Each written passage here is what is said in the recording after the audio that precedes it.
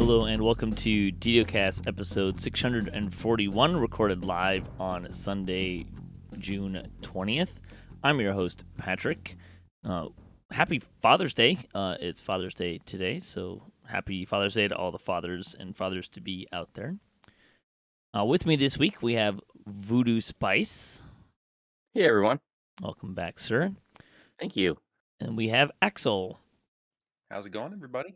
Hey, welcome, guys. Should be a fun or say eventful discussion, energetic discussion today, maybe. First, this week's screenshot. Dom achieves the first set of Reaper Wings in Hardcore Season 4 in this week's screenshot of the week. Nice job, sir. Well done. That was an endeavor and then some. That was incredible. Yeah, it's It worked out. It's pretty impressive and time-consuming in all the things, so well done.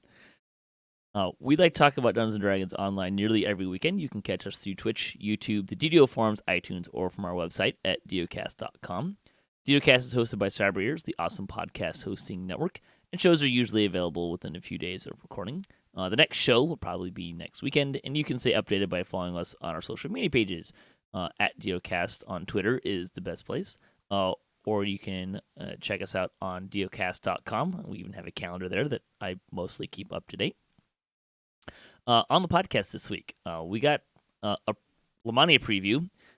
The big part of that is we got to look at Epic Destinies. So this is actually preview for Update 51, and we haven't even gotten to 50 yet, so that's exciting. There's also some information with that about Update 50, which we'll talk about in the news portion. We're actually going to start the show this week with the topic because it's dense, it's big. We want to really feature it. The devs are, really fishing for feedback on this early preview of the Epic Destinies revamp. And if you're listening to us live, it's entirely possible that we may end the live stream after we're done talking about this, because we talk about it for so long, and then I'll do the news later. So we're going to start with the preview and specifically Epic Destinies. So buckle up, keep your hands and arms and limbs inside the podcast at all times, and grab a pillow in case you need to scream into something, and let it out.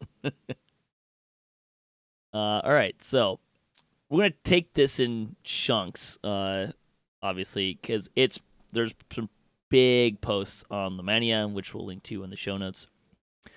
So, to start, kick it off. Coco Majobo wrote all these posts, said, hello, a special early preview of Update 51 is open. It was open through from Tuesday to Thursday, so their normal schedule. There was also a dev event on Wednesday, again, kind of their normal schedule. So if you're kind of looking for Lamania, that's usually it opens on Tuesday. There's usually a dev event at 8 to 10 p.m. Eastern on Wednesday, and then it usually closes sometime in the late afternoon Thursday. I'm not entirely sure how to read the late afternoon Thursday, because normally I think of things like, they say like, we'll turn it off on the morning of this, which really just means whenever that person gets into work to turn it off. But something tells me that they're not leaving late afternoon on Thursdays, so I'm assuming this is like gets back from lunch kind of a thing. Anyways, to be clear, this is an early preview of Update 51, which is happening before they've even hosted a preview for Update 50. Side note, we're expecting that this week, I think, which would be the next actual release. Because of how large the Epic Destiny system is and how important it is that they take the time needed to iterate on it and to get it right. That's why we're seeing 51 early. They are months away from this revamp being ready to go to the live servers.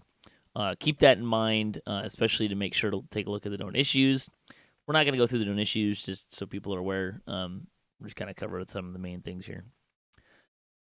For clarity, this is very likely to be the only Epic Destiny revamp preview until after the release of Update 50, which will begin previewing in the coming few weeks. They would like to use this preview to gather impressions from the community at large and go through them before they're encroaching on the deadline for Update 51. They expect to be referring back to these threads over the next month plus while Update 50 development cycle finishes up. However, due to the nature of the Update 50 schedule, after this preview concludes, they are likely to go a bit quiet on the Epic Destiny revamp for a while as they focus on finishing up Update 50. Once it is live, 50 is live, however, they will be holding at least a couple more previews for Epic Destiny revamp that will both showcase the Destinies that did not make it into this preview and to provide insight into how the system is shaping up after the first preview.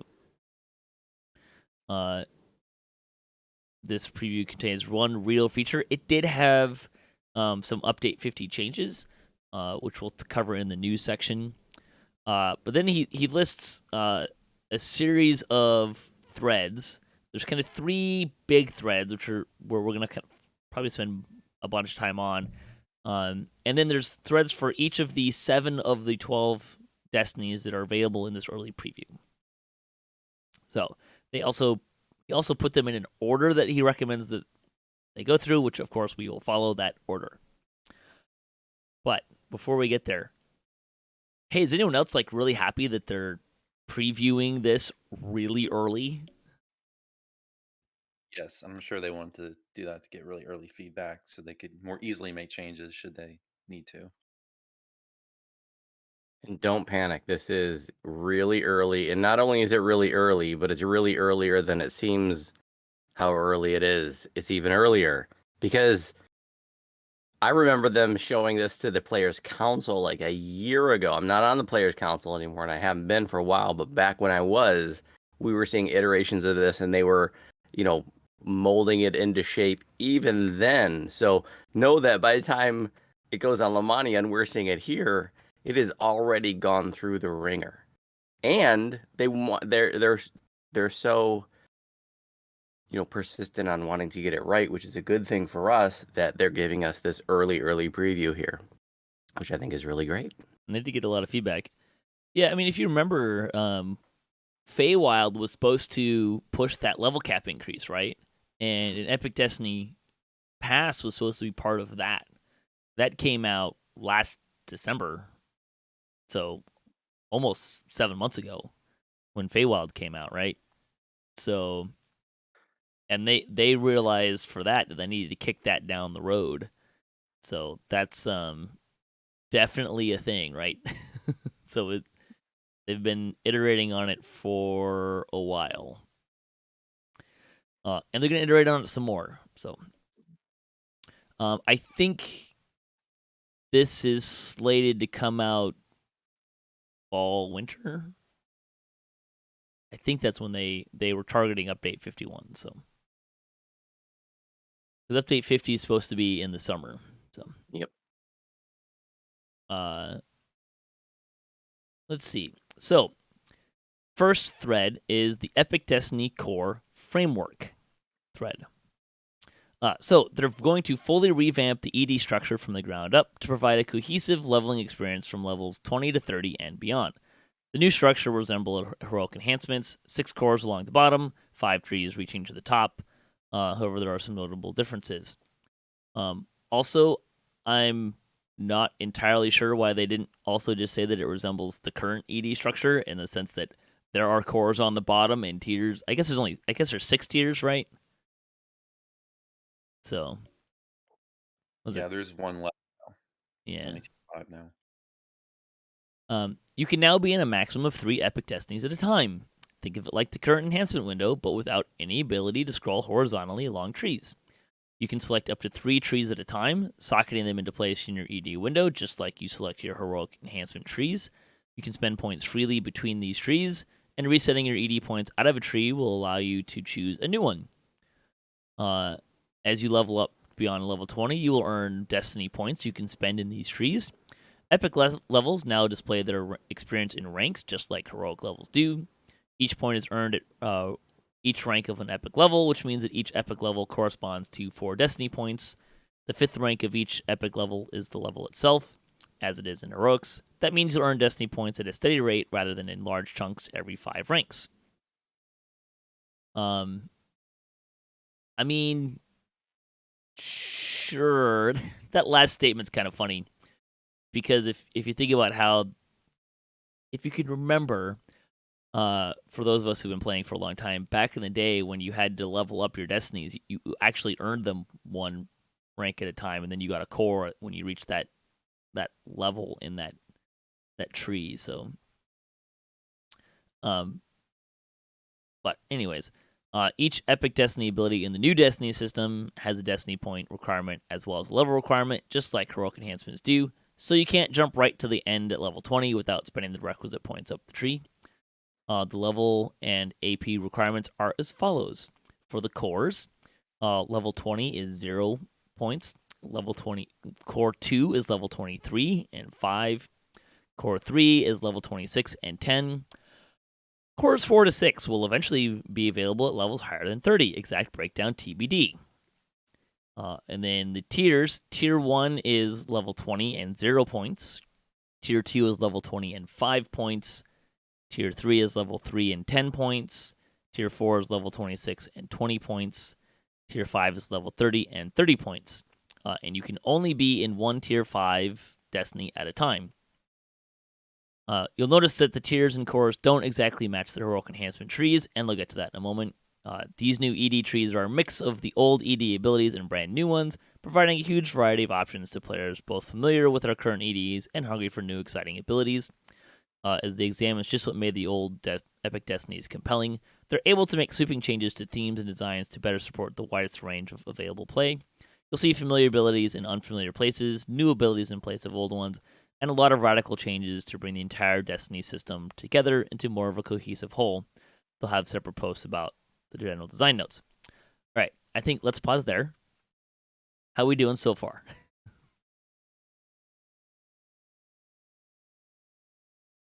For those watching, if you're new to this is your first time hearing this, realize, and if you didn't get it out of what was just said, this is not a tweaking of the Epic Destiny system. This is not them making a few changes. This is scrapping everything we have and rebuilding it from the ground up.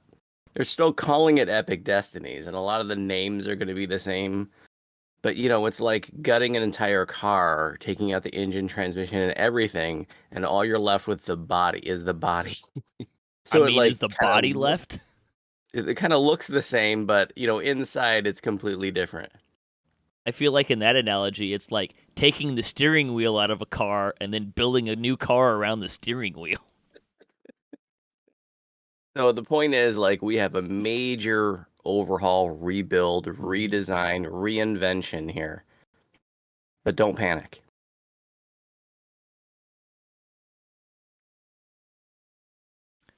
Axel, you want to jump in on this stuff?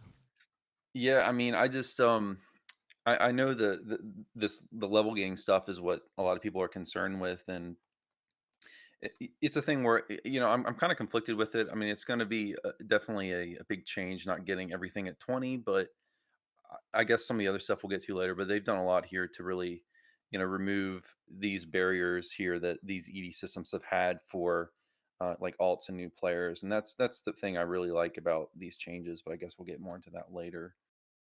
Yeah. Make sure. I don't remember where that is in here, but help me remember to make sure that we talk about those, why some of those are really important and really good. This section, I'm mostly on board with. There's kind of two things that I'm kind of on. Well, one's and one I'm like on.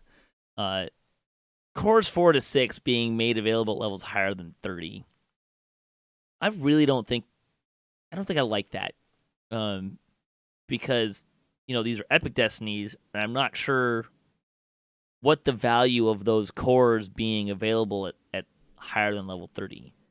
Like, if you want legendary levels to have some pizzazz and wow to them, I don't understand why these cores are adding that value. Now, granted, we don't know what leveling at past 30 looks like yet. But it seems really strange to me that you would design this system and then gate half of the cores to a place that we can't go yet. Yeah, and another thing that someone else brought up to me, I'm a little concerned that it may not feel good, like as you level and get these new cores. Like I don't want it to feel like under the new system that you need to go above 30 to get the power that you previously had, at 30, Right. under the old system. So that's a little concerning, for sure. And also, like, even accepting this idea that you're going to have cores go past level 30, why is core 4 not level 29? I mean, you've set a progression here, 3 levels, 5 points. Why is core 4 not level 29? Yeah, and I've heard some other people talk about tier 5. Why is that 30 and not 29, or maybe 28 or something? That's actually my next. This is one of my biggest problems with this, is that you're level gating the tier 5s at level 30. Like, I hard believe that this should be at most 29. I understand you're only going to get like one section of that, but tier 5 is where they're also moving some things like Dire Charge and Mass Frog, which we'll get to. So this is where your not epic moments are, which we'll talk about more later as well. But my big concern here is, like, I get that we're building this system to be applicable to legendary leveling. We don't have that yet. And I don't know when we're going to get that, right? So I'm okay with building a system to have for that expansion, but it needs to be designed in a way that is understands how players play now. If we're going to lock that much power behind level 30, what's that going to do to our dynamics of people who, when you're running legendary Reaper groups and you're doing legendary raiding, are people going to stop taking level 29s because they don't have access to their tier 5s and that's too much of a power loss? Because that's a concern for me, especially since in my normal cadence, I normally start doing legendary Reapers at level 29. I get my Sharn gear out of the bank, I gear that up. The only thing I'm really missing right now is the feats I get at level 30, and I go do some of the easier legendary Reaper stuff to get a jump on doing that and get that XP, right? Like, usually it's Ravenloft is usually kind of where I tend to start and run through Ravenloft, and running through Ravenloft takes me from 29 to 30. And I really don't want this change to interrupt that flow for me, right? I don't want to have to get another million XP before I can start viably doing legendary Reapers. That's a whole another couple hours of, well, maybe not a couple hours, but it's more time to do stuff to get to what I want to be doing, which is running legendary Reapers on a life. You're speaking to something there that I definitely want to touch on, and a concern that I have with this is, right now in the game for a lot of us, it's just what you said. We're in a hurry to get to 29 so we can start running their legendary Reapers, because the devs have decided that all Reaper XP is available in legendaries. I'm concerned that this system is going to make epics even more irrelevant than they are today. Right now, epic leveling is so inefficient. If doing content is so inefficient, it's not worth the time, not worth the effort. We get minuscule Reaper XP. So for a lot of us, it's just race to 29 so we can put on our endgame gear and then start doing the legendary Reaper XP. And I'm a little bit concerned that the epic questing is just even more relevant in this new system. Now, the reality is, even if it isn't going to change my approach from 20 to 30. I'm still going to be slaying and doing a handful of the big epic, XP dailies and just racing to 29 or maybe 30 in this case. We'll see. But, I'd kind of like the devs to adjust things to make maybe epic leveling a little bit more worth our time. Sure. That's definitely And not happening you here. open to that? I mean, if I recall correctly, there was some kind of dev post where they were discussing potential of moving that 30 down to 29. I wish I could remember exactly what was said in that post, but I do recall something like that. I wouldn't be surprised to see that change. Yeah, and we'll get to kind of the leveling pattern in a little bit. But the other thing that's just really striking to me about that gating tier 5 at level 30 is you don't get anything at level 29 in their new structure. Like, they have this nice flow chart of like, this is what you get at each level, and at level 29 it's a blank spot. I'm like, why did you gate the tier 5s at 30 when you could have gated them at 29? And it makes sense to me in a lot of ways. But Yeah, that's a good point. I didn't even notice that. Yeah, you're right. like, This is just blank. The yeah, only level is blank. Yeah. it's the only level that's blank. But really, more importantly to me is, like, we can go round and round in circles. Like, the biggest concern for me here is I don't want players to be left that were included at level 29 doing legendary reapers and raiding at level, like, the end game raiding, to be excluded because they don't have tier 5, right? Like, I don't want to introduce this extra barrier to that.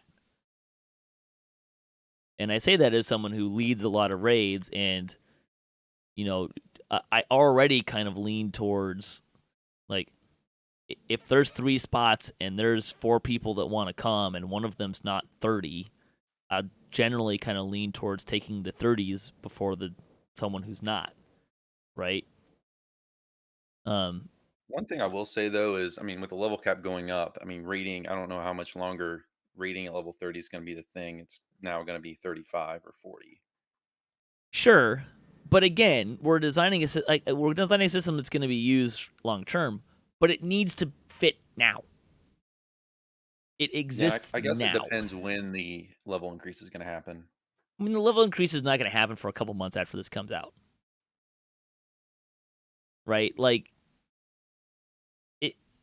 again, like, I'm fine with, like, designing room to expand into those levels, but it still needs to work now.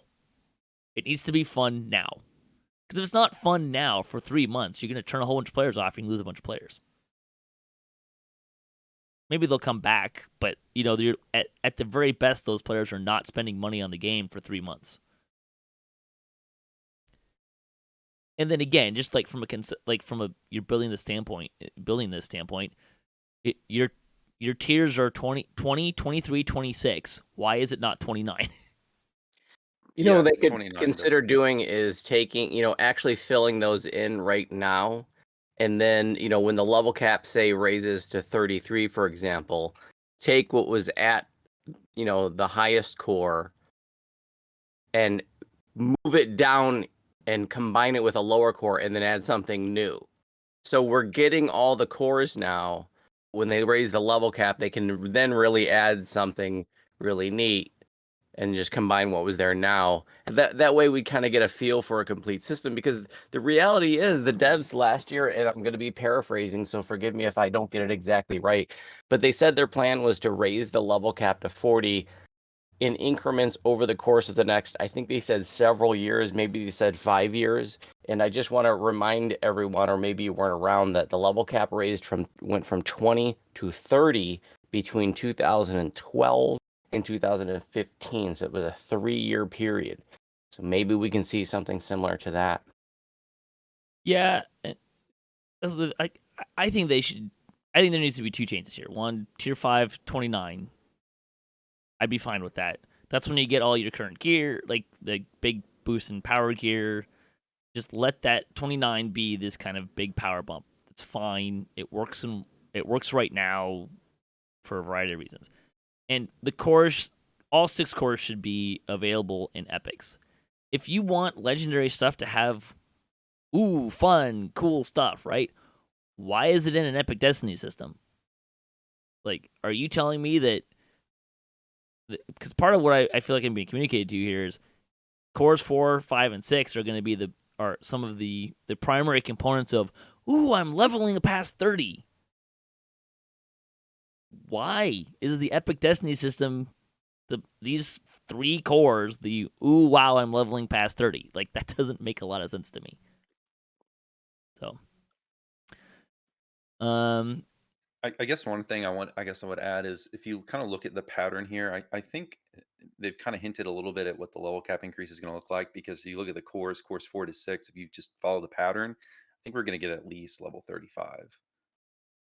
I think I recall seeing something that said like you're going to get to 32 to 34-ish range on the first jump. Yeah, unless they space it out like they did when they went from 25 to 28 and 30. Yeah. Over a few years, yeah. All right, so let's talk about unlocking trees. Assuming you've never been in Epics before, when you reach level 20, you will be directed to the Fate Spinner and a new public area accessible from her dialogue. This area will contain NPCs that correspond to each destiny. Speaking to those NPCs will unlock each of the destinies for that character permanently. This NPC will also give you a description of the playstyles that tree supports, as well as serve as a small part in a new lightweight tutorial. Once you've done this once on a character, you will not need to do it again. It's just a way for us to vector new players to Epic gameplay loop into a space that can give them a bit of aesthetical introduction to our Epic game. If you have at least one character before this overhaul that has fully capped all of their Epic Destinies, you will receive an exclusive cloak featuring the now deprecated star map to commemorate your achievement. Unlocking a tree in the new system also provides 2 fate points per tree, which means the brand new character reaching 20 for the first time will begin with 24 fate points. We're going to stick the fate point stuff on the table. We'll come back to that. But this little tutorial system, unlocking all the trees at level 20. This is one of those things, Axel, that you're saying, right? Like, this is a huge, great change, right? Yes, and I did actually go on Lamania. I didn't go on Lamania too long, but this is one of the things I did look at. It's similar to the area that you go in when you reincarnate. It's like this spacey, trippy area, and there's a NPC for each Epic Destiny, and you just talk to them. And they didn't have all the dialogue typed out yet, but it's going to give you like basically an introduction to what each tree is and what kind of archetype it's meant to support. So yeah, just they want to funnel players to this system to let them just give them a basic tutorial and let them know, this is how it's different from heroic enhancements. This is how it works. This is the tree you should take, whatever. Yeah. Yeah, it seems great. Not having to level up destinies, just having them all available to you when you hit 20 for the first time.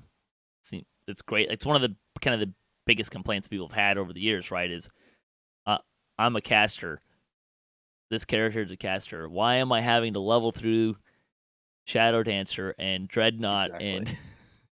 Like, why does my fighter have to play through Magister? It's just yeah. And I think this is one point that a lot of veteran players may like forget about or just not realize because they had ground out their destinies 7 years ago. But it is such a wall barrier to entry for new players and alts. The old system, it's like it was just this unfun grind wall, really, that really. And I know we need some grind, but there's a difference between grind that's fun and feels rewarding and grind that just feels like grind for grind's Punishment. sake. And it's a great change. It's something that I've complained about for a long time, and I think that with the new system, it's going to be a lot easier for new players and alts to bridge that gap. And with this change, I mean, I think alts will definitely see a little bit of a comeback, because you won't have to. I don't know about you guys, but for me, every time I thought of running an alt, I was like, oh, I want to run this build. I'm like, oh wait, I have to grind out all my Epic Destinies. Never mind. That was like my attitude. Anytime I thought about running an alt, like having to grind out EDs was like the main reason. I was like, no, I'm not gonna run an alt. I'll just go back to my main character. So I think it took several years before all of my alts had finished their Epic Destinies. And I just kind of did it as I went, right? Like whenever I pulled them off of the bench where they're collecting dust, I'd figure out what destinies I needed to get XP in, and then I tried to run in that if it was at all possible, right? So, yep. I do have questions about the exclusive cloak. Is that going to be like you get one per server, or is that going to be like every character you create now gets one? Like, what's the mechanism there? But I think it's to reward players under the old system because it says if at least one character before this overhaul had fully capped EDs. I think it's meant to reward players that had kind of Right. grinded out their Epic Destinies before. I get what the reward is for. I'm just not sure Okay. if am I going to get, like, does any character who has achieved that get a cloak? Does it, like, put this thing on my account that says anytime you create a new character, you get this cloak? Oh, Do if I it's one get- per character or one Do per I get count. one Yeah. ever, and if I throw it away, it's gone forever? Like, these are the questions I have about this. Yeah, we'll have to see. It sounds like I haven't seen it. I don't know if it was on Lamania, but it looks, if it just has the ED tree, the old tree star map on it, it's going to look pretty cool. Yeah, I think it will. This is a nice touch, by the way. Yeah. I'm gonna tip the cap to the devs. This was a really nice touch, adding that cloak. Yeah, Mhm. they didn't have to do that, so that's nice. Fate points. Let's talk about fate points. There are no more twists of fate in the system, as players are able to branch out across up to 3 trees. But fate points still have a use. Every 3 points you earn will contribute 1 permanent destiny point to the Epic Destiny trees. These points are available at level 20 and can be freely spent with the trees you have slotted. If this is your first time in Epics, you will begin with a bare minimum of 24 fate points from unlocking the 12 currently available trees. Which means you'll start at level 20 with 8 permanent destiny points. This permanent destiny point system is where we recapture the currently front-loaded destiny flow and allows us to offer playstyle defining elements right out of the gate. The first 2 tiers of each tree are accessible at level 20, so you'll have quite a bit of choice and power at the start. Fate points also grant +2 hit points and +1 spell points each, starting at level 20. You can earn fate points in a variety of ways. From the Tomes of Fate currently available, from Epic Past Lives at a ratio of 3 past lives to 1 fate point, which is an improvement compared to the 4-to-1 ratio as it is currently, and from unlocking destinies in the new system. You will no longer receive bonus fate points at levels 29 and 30. The current maximum fate points is 43, 24 from unlocking trees, and 16 from Epic Past Lives, 3 from a Tome of Fate. Means you will start with up to 14 permanent destiny points from fate points at level 20, plus 1 extra fate point in reserve. Okay. Here's my big thing on this. Why? It's confusing. This is the perfect opportunity to make just 1 fate point, 1 point to spend in destinies. Just call them fate points, rejigger the numbers. Just, like, why are we doing a 3-to-1 ratio? There is no reason to do a 3-to-1 ratio. Also, along with that, I really don't like that you're buying the best tome you can buy right now of Tomes of Fate gives you +1 point to spend. That is not consistent with how other tomes work. That tome should either not be fate points and just be points you spend, or just rejigger the numbers a little bit, which we can easily do, and make it so you still get, if you have all of that stuff, you still get the same 14 points. Just 1 fate point is 1 point you spend in trees. Why is it 3-to-1? Yeah, this is funny because I made a video kind of talking about this stuff, and I said in the video, this is super confusing. So you may need to read this twice, and still, I had many people commenting, and they all got it wrong. It's just overly confusing. The only place the ratio in here needs to makes be sense to simplified. me is Epic Destiny Past Lives to a point, right? Like, ratio Basically there, 9, fine. Yeah, 9 epic past lives is equal to 1 permanent destiny point because every 3 past lives is 1 fate point, and every 3 fate points is 1 permanent ED point. So yeah. Yeah, I think I actually did some, like, you want us to start with having 14 points to spend in trees if you have all this stuff. Okay, fine. So give us 1 point per 3 Epic Past Lives, which, or maybe it's 1 point for, I don't know. Give us +3 for the tome, 5 for being level 20, and 1 for being awesome. Like, just rejigger the numbers. Like, why is this a ratio? It doesn't need to be one. If you want to give us hit points and spell points, well, that's fine. Just, like, give us 6 hit points and 1 spell point, or 3 spell points for these and just change the. Doesn't need to be this complicated, guys. Yep, completely agreed. They need to simplify this. No one understands it. Like I agree with that. I had to read And this I 3 read or 4 past times. the complication here because overall the system is way less confusing than the current system. But yeah, now that you're drawing attention to this, it's clear to me that they probably should simplify this too. I just like what. Plus, it sounds cooler to just say like I'm spending my fate points, not instead of epic destiny points, right? Like just make them all fate points. Make one fate point. You spend 1 point in a tree and figure out how to make the numbers work to where you want them. Like it's not complicated. Epic reincarnation. See, rather than requiring epic karma, I think someone's getting a little feedback here. Rather than requiring epic reincarnation or karma for epic reincarnation, epic reincarnation simply allows the players at level 30 to take an epic past life of your choice and return to level 20. Epic completionist, rather than granting a twist of fate slot, will instead grant a flat +1 destiny action point. Should be fate points. And just make them. Yeah. You will also earn additional copies of Epic Completionist every 12 Epic Past Lives you earn thereafter. This means that a player with 24 Epic Past Lives will start with 2 copies of Epic Completionist and will be able to earn 2 more as they reach a total of 48 total Epic Past Lives. A player with all 48 will have 4 copies of the Epic Completionist for a total of +4 permanent Destiny points. This means that a player with Epic Completionist, all Epic Past Lives, Tome of Fate from Feywild, a +3 Tome of Fate, and all unlocked Destiny trees will begin level 20 with 19 permanent Destiny points, 14 from Fate, 4 from copies of Epic Completionist, and 1 from the Tome. I guess there's a Tome of Destiny and Tomes of Fate, so that kind of makes sense why they're a little bit different, but still.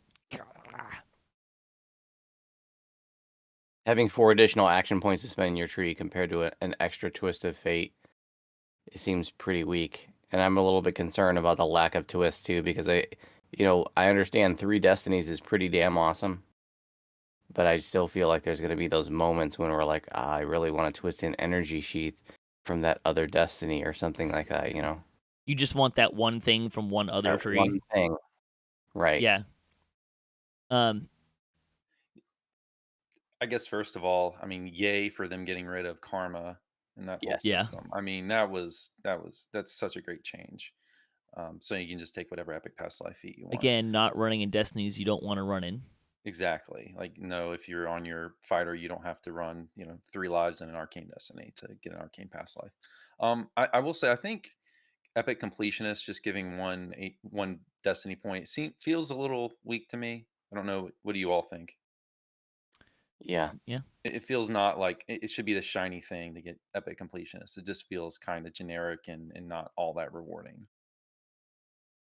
I think the 4 destiny points is fine. Give us something else on top of it, maybe. Well, that's I think it's +4 if you get Get all of 3 if you get multiple Right. stacks of epic completionist. But I mean, I guess some people do that, but So what I'm trying to communicate here is like I don't think it needs to give us more destiny points, but I think giving something else in addition to it would be appropriate. Right? Like it's I don't something cool. Like Yeah. +1 point just feels, I don't know, it feels kind of weak. It does feel weak. Definitely, I think so. The good thing here though is that there's an incentive to get all of them, right? Like I like that because right now once you get 3 past lives from each sphere, they don't like getting more doesn't really do anything. You don't work towards another epic completionist kind of idea, right? Whereas this, if you get them all, you get more than if you just got 12. So I kind of like that as a design philosophy. But I agree, like the 14 destiny points is kind of weak. I think there should probably be something else in addition to this. I'm not exactly sure what that should be. I mean, the simple answer would be some extra hit points and some extra spell points or something. but I don't know if that's the right answer. I do also. I like the 3-tree thing, right? I am not sure if which I like better, the 3-tree system or the twist system. Because the twist system is really convenient when there's that one ability that you want to pull from another tree, right? Like now that's really expensive to just take a tree that you're only taking for that one thing.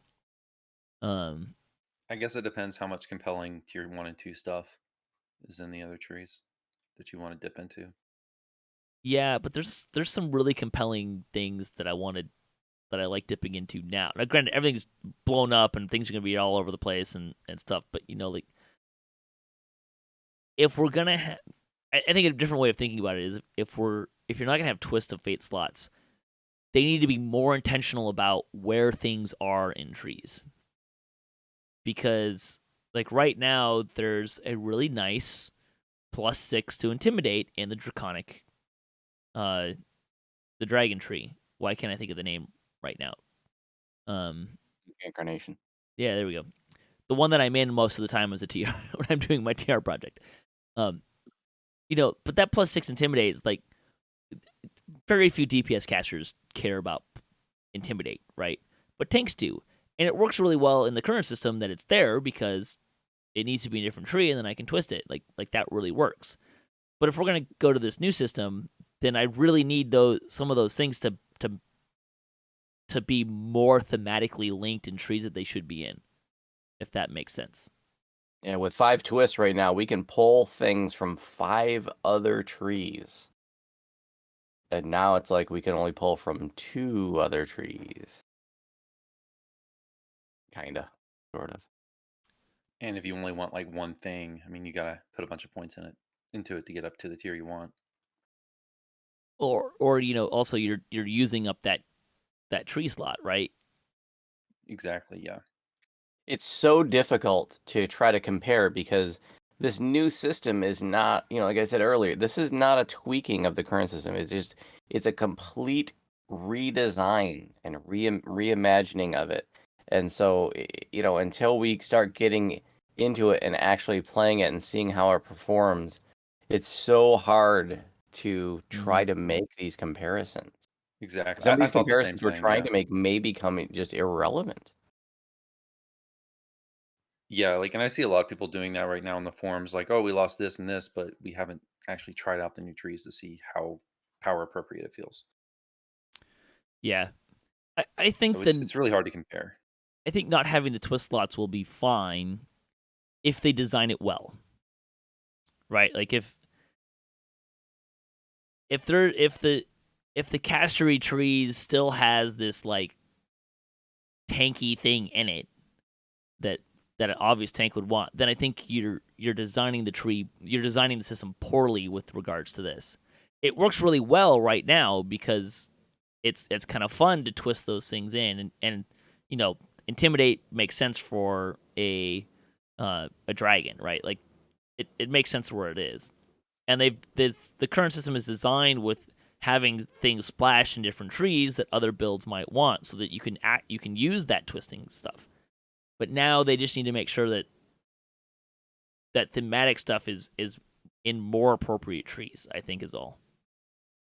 Which I think mostly from what I saw, that feels true. Right? Like I didn't see things that was like, oh, there's this really nice melee thing in this very clearly not melee tree. Like I didn't see any of that, so I think we're gonna be okay in this regard. Epic XP, Destiny XP, and Karma. Although you may have gleaned this from the above sections, just to make sure everyone is on the same page. There is no Epic Destiny XP or Karma in this new system. A player will not be required to level up in a Destiny or earn XP in a Destiny to unlock new trees or reincarnate. The base 12 trees will be unlocked at level 20 with a simple tutorial, and reincarnation will no longer require Karma to complete. This means that the only type of XP you need to worry about in Epics is Epic XP, which will be unchanged from how it is earned. It will be displayed on your XP bar differently by splitting each level up into ranks so they can award points more often, but the amounts and totals needed to level up are unchanged from how they are currently. Yay. I think all yay. Yeah, Yes. for sure. 3 thumbs up. Although I will say, if we're redesigning the XP bar a little bit, I'd still kind of be in favor of both for heroics and epics, like 1 bar for the entire level and then bubbles along the way, just to kind of so I can see the total XP to get to the level. But I mean, that's kind of nitpicky. Leveling up in epics. In order to address the backload, feat flow, and front-loaded enhancement flow, they're meeting in the middle for a new level up experience for epics. This is the chart that I mentioned before. So I'm just going to kind of go through what they're proposing. We're not going to talk about what is currently. So the proposed unlocks. Level 20 is ED tiers, or Destiny tiers 1 and 2. Doesn't say it here, but it would also be the first core, I believe, right? That was 20. Yeah, first core is 20. Well, of course, because you have to take it. Epic feat at level 21, you get your first epic feat, which is the same as it is right now. Level 22, you get your first Destiny feat, so that's 4 levels earlier. 23 is tier 3 and core 2 from Destinies. 24 is epic feat, your second epic feat, just like it is now. 25 is your second Destiny feat. 26 is Destiny tier 4 and core 3. 27 is epic feat number 3. 28 is Destiny feat number 3. 29 is blank. See previous ranting. Tier 3 or up level 30 is epic feat 4, your legendary feat, and tier 5 of your Destinies, which should be in 29, along with core 4. See previous ranting. As you can see, they're moving Destiny feat levels to follow directly after epic feat levels. They are making an effort to ensure that every level in epics gives a player some sort of choice or advancement. They want to smooth out the rate at which player gains power considerably, which means they'll be lowering the minimum levels of epic Destiny feats. I like the concept. Why is 29 blank? If that's your concept, why is 29 blank? That's all I got. I think they always wanted to do that, but they got pressured by the community to move stuff down to level 29. Because remember when we first went to 30, they were making level 30 gear, and everybody's hair caught on fire, and I think the devs caved and made that stuff 29. But I think they always wanted to have it be 30, be the big level, and not 29. Maybe they're just trying to right the ship in a manner of speaking. Agree or disagree, but I think that was their original intent.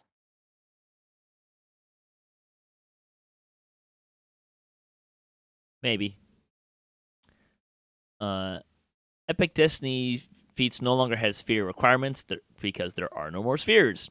Instead, they will simply have level prerequisites. The level prerequisite of Destiny feats have been changed, whereas before, Destiny feats would have a prerequisite of 26, 28, 29. They will now have 22, 25, and 28. Sounds great. Awesome. The sphere requirements were always really stupid. They always were. I always thought they were. It was like 3, like you'd have like 3 martial spheres to take like something like dire charge. It's just why? So glad it's going away. Yeah. It was unnecessary, right? Okay. So that's the first one. Congratulations. 15 minutes, we got through the first of 3 big ones. Second thread, if you will, is the design paradigm. So when looking at their current spread of 12 trees, they are all over the place in effectiveness and usability. They've had to contend with several strange and relatively inelegant designs that make balancing the Destinies quite difficult. Therefore, when approaching the monumental task of remaking the system from scratch, they wanted to go back to the very beginning and explore the rough edges in the current system and how they've changed the designs to address these problems. So, caster levels. Old Epic Destinies gave specific bonuses to specific caster levels in the cores. This meant as a caster, you were relatively limited to destinies in the spheres to match your caster level type. New Epic Destinies will give no specific caster levels to classes. You'll instead get +1 caster level with all classes every 2 epic levels you've earned. So at level 30, you'll be at +5 to your caster levels. Win. This is all win, right? Like, Big time. especially for you, Mr. Caster Tank. Right, totally. It's right now it's a really sad state of affairs where, there's just certain destinies for casters that you really want to be in, but at the same time, like, if you're not in a destiny that is in your sphere, then you lose all those caster levels. So I'm so glad to see that system go away. Yeah. Spell schools and spell DCs. Old Destiny supported either a small subsection or all DC types at the same time, and even then, if you wanted DCs, Magister was the clear choice most of the time. The goal is for each spell school to have a specialized destiny, for example, Fate Singer and Enchantment, but also to support several DC bonuses. This means that each type of DC has plenty of room to be specialized in instead of living in a single tree. Magister itself is a very special case, but we'll get to that later. Spoiler alert, rip Magister. Our new spell DC paradigm is as follows. Each core of a casting tree grants +1 epic bonus to all DCs. So core 2 grants +2, core 3 grants +3. I think what they mean to say there is that if you have the second core, you have a total of +2. Not that you're getting 2, 1, then 2, then 3 for a total of 6. That would be amazing, and also not really what we want. Each of these casting trees in Tier 5 has an enhancement that grants +1, 2, 3 to all DCs. Since it's in Tier 5, and it'll be locked out because you can only take one Tier 5. In Tier 3, there's a multi-selector of a subset of DCs that grants up to +3 of the selected DC. These are anti-requisites of the same DC found in other trees. Once you select Necromancy in one tree, you can't take it in the other tree. So that means if you are a Necromancy DC caster, you will want one of your trees to have that Necromancy. But once you've gotten that DC, your other options are wide open. So you can get a secondary DC value if you want to do that. They are also planning on removing Epic Resilience buff from all monsters at endgame to make DCs across the board far easier to achieve. Also, their current plan is to not have these Epic Destiny abilities require these spell focus feats. I mean, again, all win. I like all of this.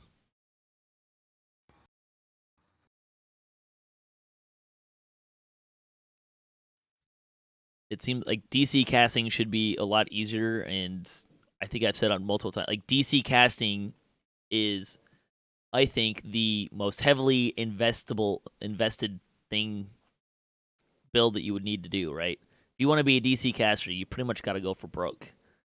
And this makes it easier. I love it. I absolutely love it. And now, like you said, you had to really be so invested, as a DC caster. If you weren't running in Magister or Draconic, you kind of had to twist both Precise Evocation and Evocation Specialist or whatever school it was. And that's 2 twists right there. So the twist being gone in this new system is, it's not going to be as painful as sort of the knee-jerk reaction might lead you to believe. But I still think, that it's going to be like we're still going to want that one thing occasionally from another. But yeah, in terms of spell changes, this is huge for DC casting, and so glad that they're doing this. Making because right now, when they went to Sharn Plus, DC casting got a lot harder. Mm-hmm. Yeah. And hoping that gets smoothed out. DC casting is a weird animal in general, because everything else in the game is additive. The more you do it, it doesn't really matter what you do. The more you do it, the closer you get to completion. DC casting is pass-fail. It's It's just this really weird binary system in a game. Otherwise, it's just additive. But yeah, too long didn't read that. DC casting will be easier and more flexible, and it'll even more importantly, I think it will be easier in epics to carry two schools, DC schools, as your focus. Spell power types. Our goal is for each type of spell power to have at least one tree that specializes in that type of spellcasting damage, with Draconic and Primal Avatar both leaning on different parts of the role of choose a spell power to specialize in. This means if you're a caster that tries to deal spell damage, you'll have 2 or maybe 3 trees full of attractive options to encourage you to pick the ones that are right for your specific build. They're also opening up Draconic and Primal Avatar to cover a lot more ground horizontally. We'll see that in the specific trees itself. Except they didn't preview Draconic. Bastards. Let's see. I lost my place. This means if you're I read that. I think you're in the second paragraph. Yeah, there simply isn't actually a lot of spell power in the current Epic Destinies, which means that compared to melee or ranged character, your spell damage from raw spell power didn't actually increase much in your Epic Destinies. In the new flow, each core of a spellcasting destiny will grant +5 spell power in the thematic types. For example, Fate's Singer will boost Force and Sonic, as well as +5 universal spell power. There will also be a +20 thematic and a +20 universal spell power in the tiers of each spellcasting destiny, for a total of +35 thematic and +15 universal in each tree. Note that their math there is they're only talking about the 3 cores, because we can only currently get 3 cores. Please see previous rant. It's so nice to get most of my ranting out of the way early. Don't worry, there's more coming. Along with this, spell critical chance. Old EDs gave a smattering of spell critical chance that was disproportionately boosted the elements presented. Fire and light were at a severe advantage, and other elements were neglected. New EDs will give no spell critical chance.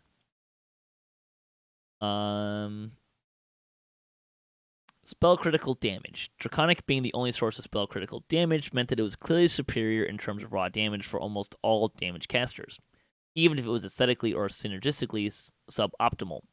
New EDs will give no spell critical damage, but that doesn't mean players won't have access to it going forward, as they'll get to further down. All right, let's stop there and let's talk about DPS spellcasting. I think the thing that people are going to kind of key in on is, hey, my spell critical chance and spell critical damage. Yes. Although I would submit to you that perhaps 100 people being able to reach 100% spell critical chance is not good game design. So, yeah, it's a bit silly. Which, I mean, that's a thing that you can do. It's a little obscene, right? Like, especially you can compare that to martial trees. That, I mean, if you're swinging swords or shooting bows or throwing stuff, right? Like, you crit like what? Maybe like if you go like a really super crit build, you can get to like 25% of the time. A little bit more than that, depending if you really go nuts. But I don't think I've ever seen a build that was anywhere near wide use that had 50% crit chance with weapons. So, I don't think I don't know if you can even get there. I don't think you can. It'd be 10 to 20. Yeah. I know I've seen 13 to 20, but I can't remember if that's 13. That's farthest I remember too. Yeah. I want to say there was some build back in the day that you could do something really crazy with and get to like 10 to 20, but I don't know if that's accurate or not. It might have been 12, 13 range. But still, that's a lot less than 100%, which you could get to. I think my poor man alchemist leveling build is somewhere in the like 60 to 70% chance range. Before I start clicking things, so It's yeah. And then of course, the critical damage stuff as well. The big issue with the critical damage was they kind of they touched on, but kind of glossed over. Like the reason why you see a lot of fire DPS casters is because you can get more critical damage with fire than you can with any other type. Especially, and we'll get to the feats in a minute, but especially since the fire Scion feat, the legendary fire feat, is the one that gave you critical damage. None of the other ones did. Fire was just better, it did higher numbers. Like the other ones had trouble competing. Not even to mention the fact that we look at the fire spells, and especially we start getting into that the spell choice, right? Fire has Meteor Swarm, which hits 4 times, right? Like compared to the big spells from the other elements that only hit once. So,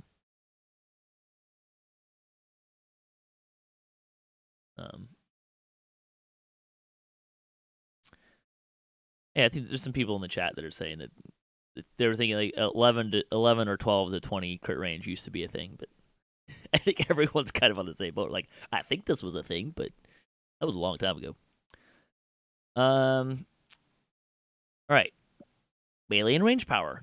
Each tree that wants you to deal damage with weapons will now support both melee and ranged in both of their active attacks and respective powers. Great. Each tree that grants melee and range power will now do it at an equal rate across all trees to prevent one tree from simply granting more than the others. They want players to choose the tree that best fits their desired playstyle and not the tree that simply has the greatest numerical superiority. So all of the cores in these trees will give you 10 melee power or 6 ranged. The exception to this is Fury of the Wild and Shirati Champion, which will grant only melee and range power respectively and contain only melee and only ranged attacks respectively. I think I'm okay with that. Like, yeah, that's fine. Makes sense. Rip Fury Shatters, though. Like, Yeah. oh. They've been ripped for a while, though. Sure. I don't know that Fury Shatters were ever really an intended thing. No, they definitely weren't. I think Fury's always been intended to be a two-handed fighting barbarian thing, and the whole Fury Shatter era of DDO was just basically an overlook. I think that's my theory. I mean, it's still kind of a thing too. I don't think they ever intended it to be that attractive for bow users. Use per rest abilities. Rather than individual abilities having their own charges, example Healing Spring and Shirati, if we use a charge per rest system in the new Destinies, it will always have a heroic or shared component. Keeping with Healing Spring in the new paradigm, it will instead use Wild Empathy charges and grant a few so that you'll be able to start with the same amount of charges or more in the new flow. You'll see a lot more abilities that use things like Turn Undead, Bard Songs, Rage, and Smite Evil, and a lot of ways to augment recovering these charges or increasing your pool. This helps the Epic Destiny trees feel more like an extension of your existing abilities than an unconnected system meant to replace them. That sounds cool, but when I was reading through the trees, I didn't really feel like this was true. Was that just me?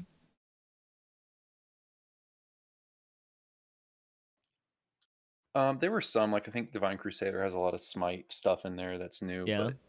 but that's the only one that comes to mind immediately for me. Yeah. I mean, granted, we didn't see Fate Singer. We only saw Divine Crusader from the Divine Tree, so there's probably some other things there. It's not like fighters have charges, things that are chargy, right? So. Yeah, not really. Feat tie-ins. They're going to try to reclaim as many of the old and suboptimal feats as we can. For example, a Destiny ability that grants a significant bonus if you have the Luck of Heroes feat trained, in ways that reward you for having them in your build without making them mandatory. Some feats might need additional help, but with this, they're going to make an effort to tie a lot of those loose ends up. You also see a lot of abilities that tie into Destiny and Epic feats that are underused or overlooked, such as Embodiment of Chaos, Law, and the Bulk of Defense feat. When these appear, rather than being requirements to train, they will instead apply an additional bonus if you have the feat to reward players who decide to shift their own meta. cool if you make it worth it. Yeah, so attempt to balance here. I mean, I did notice a lot of those enhancements where, if you have this feat no one takes, you get an extra little bonus. But yeah, we'll see if it's enough.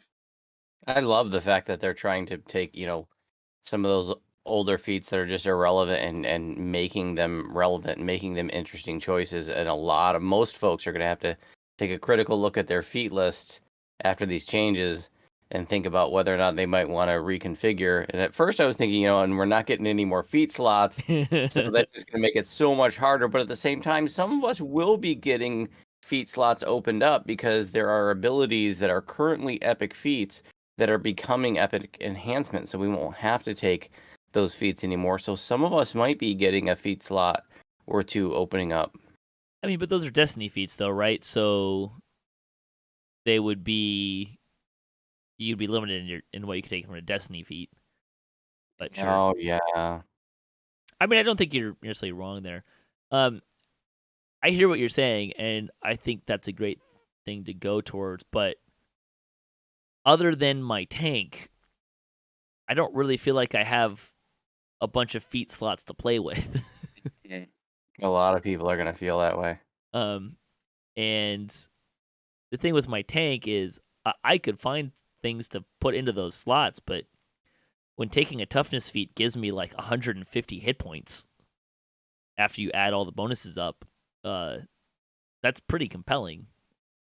Especially since, as a tank, I'm trying to avoid lack of hit points.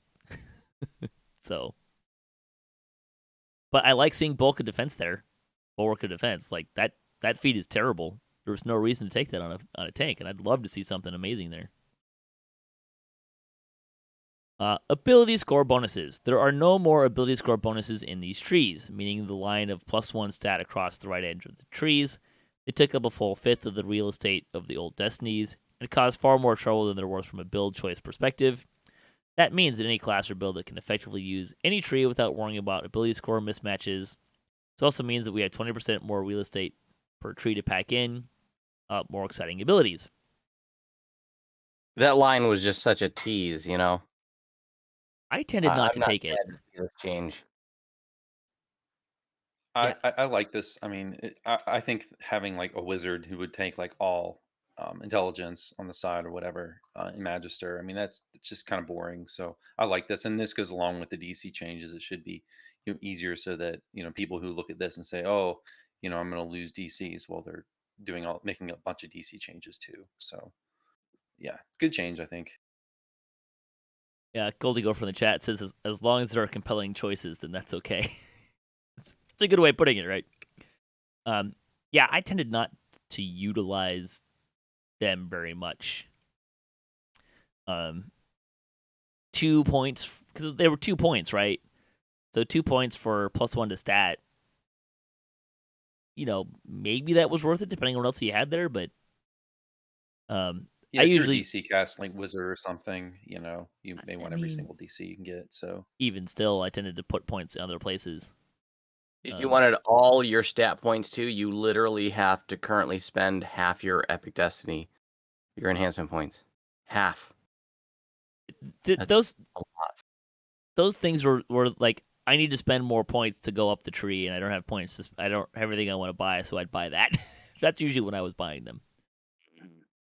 Although I think my tank, I think was utilizing them a little bit more. Again, hit points. So, DC checks. Old Epic Destinies had DC checks that used specific stats to determine their DC, and sometimes didn't include DC bonuses they should have.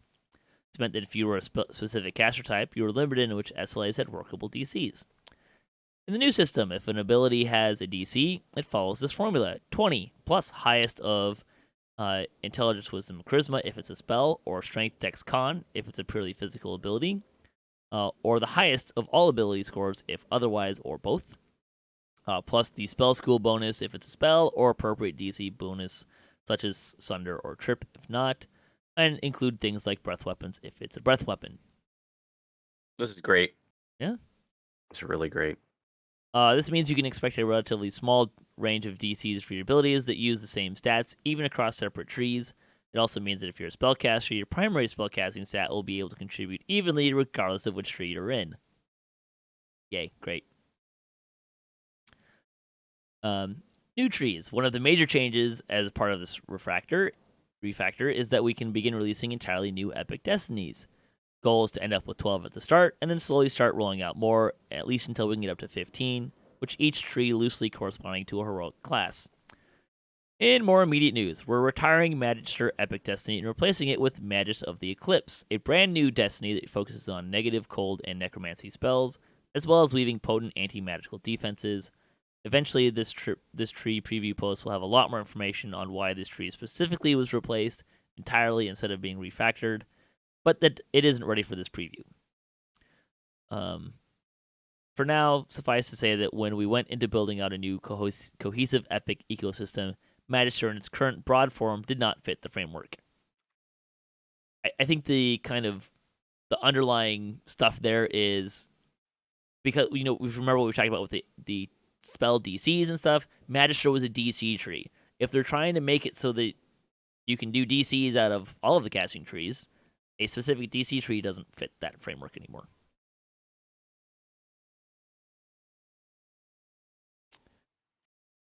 Yeah. Moving right along. Epic Destiny mantles, builders, spenders, charges, and enhancers. To help keep Epic Destinies feeling mechanically different than heroic trees, we're putting together a global system of active play across all trees. There's a couple things in here. Mantles. In the lower tiers of each Destiny tree, you will find enhancement labeled as a Destiny Mantle. These are powerful, persistent abilities that must be toggled on in order to gain their benefits. You can only have a single mantle active at a time. You can take multiple of these mantles in order to swap between them on the fly, however. You only gain the benefits of the active one at a time.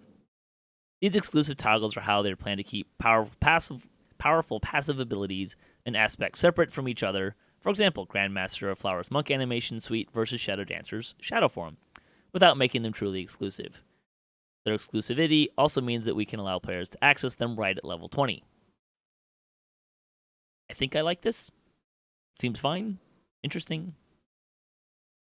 So it's just a passive toggle, right? That's exclusive. Right. With shinies on it, right? Yeah. They do things.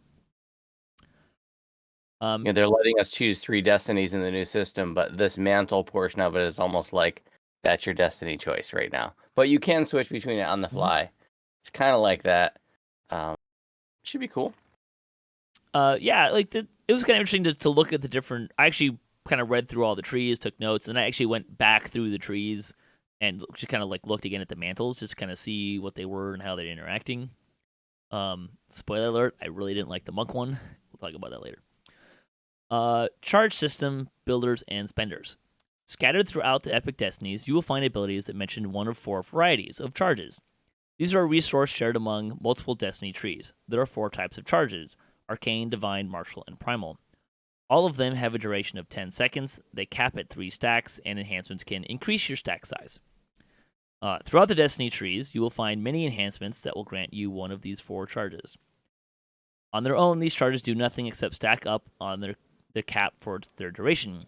There are, however, other enhancements in Destiny trees that either passively grant buffs to you when you have active stacks of a particular charge type, or consume charges of a particular type, if you have them on when activating the ability to enhance the effect of the attack. Do these names sound familiar? You guessed it. Trees that were previously in the above spheres will now still mechanically be linked because they will all use the same type of charge. Of course, there are certain exceptions, and certain trees might use more than one or all 4 at the same time. I'm sort of curious as to what a tree that uses all 4 at the same time looks like and what that is thematically, but there you go. There are 3 types of these enhancements. Builders. You make an attack against all nearby enemies. They give you examples of each of these. So there's Builder. So the example they give is make a melee attack against all nearby enemies that deal +1 damage. Grants you a divine charge on activation. Enhancer. Up to 15 spell point or hit points, and at rank 3, divine charges now grant 5 universal spell power per stack.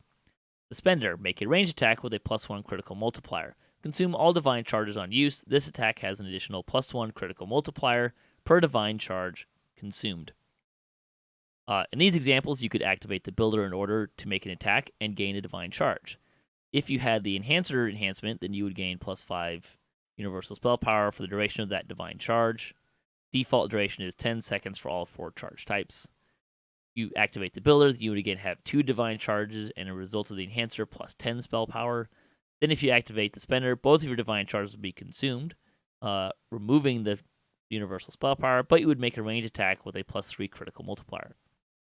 There are multiple builders, enhancers, spenders for each type of charge you may need to invest into multiple trees in order to get the particular combination that you want. Note that all builders will share a cooldown, so you may take multiple, but you will not be able to use them one after another right away. If you are listening to this with small children, what I need you to do is take your hands, spread them about a foot apart, put them over the ears of this small child for a second.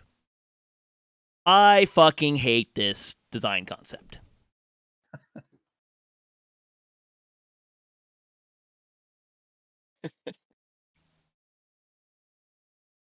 Anyone else want to go, or do you want me to just tee off here? I don't. Yeah, I don't understand. Like, don't we already have enough stuff to micromanage? It seems like a lot. Like, we already have plenty of stuff to micromanage. It just seems like more hotbar real estate that's being taken up, more stuff to man. I don't know. Yeah, go ahead, Voodoo. In an abstract, this just seems like a mechanic that we've seen in countless other games where you just sort of you build up your power, and if you want to, you can hit a button to let all your power go at once, and then your power will build back up. That's how I see this in the abstract, but from a micro perspective, yeah, maybe it's just a bunch of extra tediousness. I will preface this to say that I did not go into Lumania and play with this, but I don't know if I can describe how much more I hate this. Like, this right here is enough for me to say don't implement the entire thing. Like, that's how much I don't like this change. I like a lot of the other stuff. I mean, I had some stuff that I was kind of teeing off. This is where I'm going to tee the F off on this. Like, I Please do not like explain this. why you have such strong feelings about this. Yes. Okay, so if you remember back before they changed Epic Destinies the last time, the trees all had these counters in them, right? And I hated it. Like, I dealt with it, but like, I never played Shadow Dancer because it had this charge system that I could never get to work right. It was inconsistent. It was a pain in the ass. And like, every time I was like, oh, I should have this many charges. Nope, I have one. Why do I only have one? That tree didn't have a time limit on any of its charges. The charges didn't go away after 10 seconds. So not only are we going back to this time where we had this charge system that I played in and I didn't like, we're adding a time limit to it? Really? Are you kidding me? Like, the Monk Grandmaster of Flowers used to have to charge up your EIN. That was just tedious because you just come into the quest and do a bunch of key attacks just to charge it up to ready your EIN. And it was just kind of this tedious thing that you did when you go into a quest, and you had to make sure you charged up after you used it. Primal Avatar had a counter system that there were ways to drain that pool, but in order to really use the tree form effectively, you had to build that counter up, and then it drained that counter, and that's allowing you to tree form. In every single way, when they took all of that bullshit out, it was a better system, and now they're putting it back in with more limitations, more micromanagey bullshit, and more pain in the assery.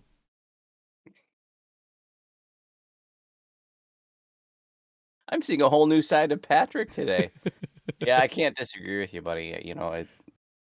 When you say it like that, I had forgotten about all the counters in the Epic Destinies, and yeah, that stuff was kind of a pain. And you're sitting there doing certain things just to build up counters, which was very tedious and not fun.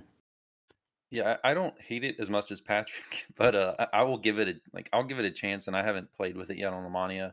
I'll give it a chance, but yeah, just at first look, I tend to agree. It looks like a lot of micromanagement that I don't entirely see why that's necessary. I mean, there's already plenty of stuff to manage in DDO. if you took out the degradation part of it, maybe, right? Like if it was reliable and they didn't degrade after 10 seconds, you might get me on board. But 10 seconds is just like, especially when I think about this from like a healer and a raid kind of perspective, like especially if you're like really pushing the envelope of what you can do. Like all I'm doing in there is pushing heal buttons, right? Like I mean, unless there's a heal that's adding a charge, then like I don't know how I'm ever going to utilize this system in that capacity. So like I don't know. It's just like I don't know why we decided we needed to go back to a system that, as far as I can tell, like I don't know anyone.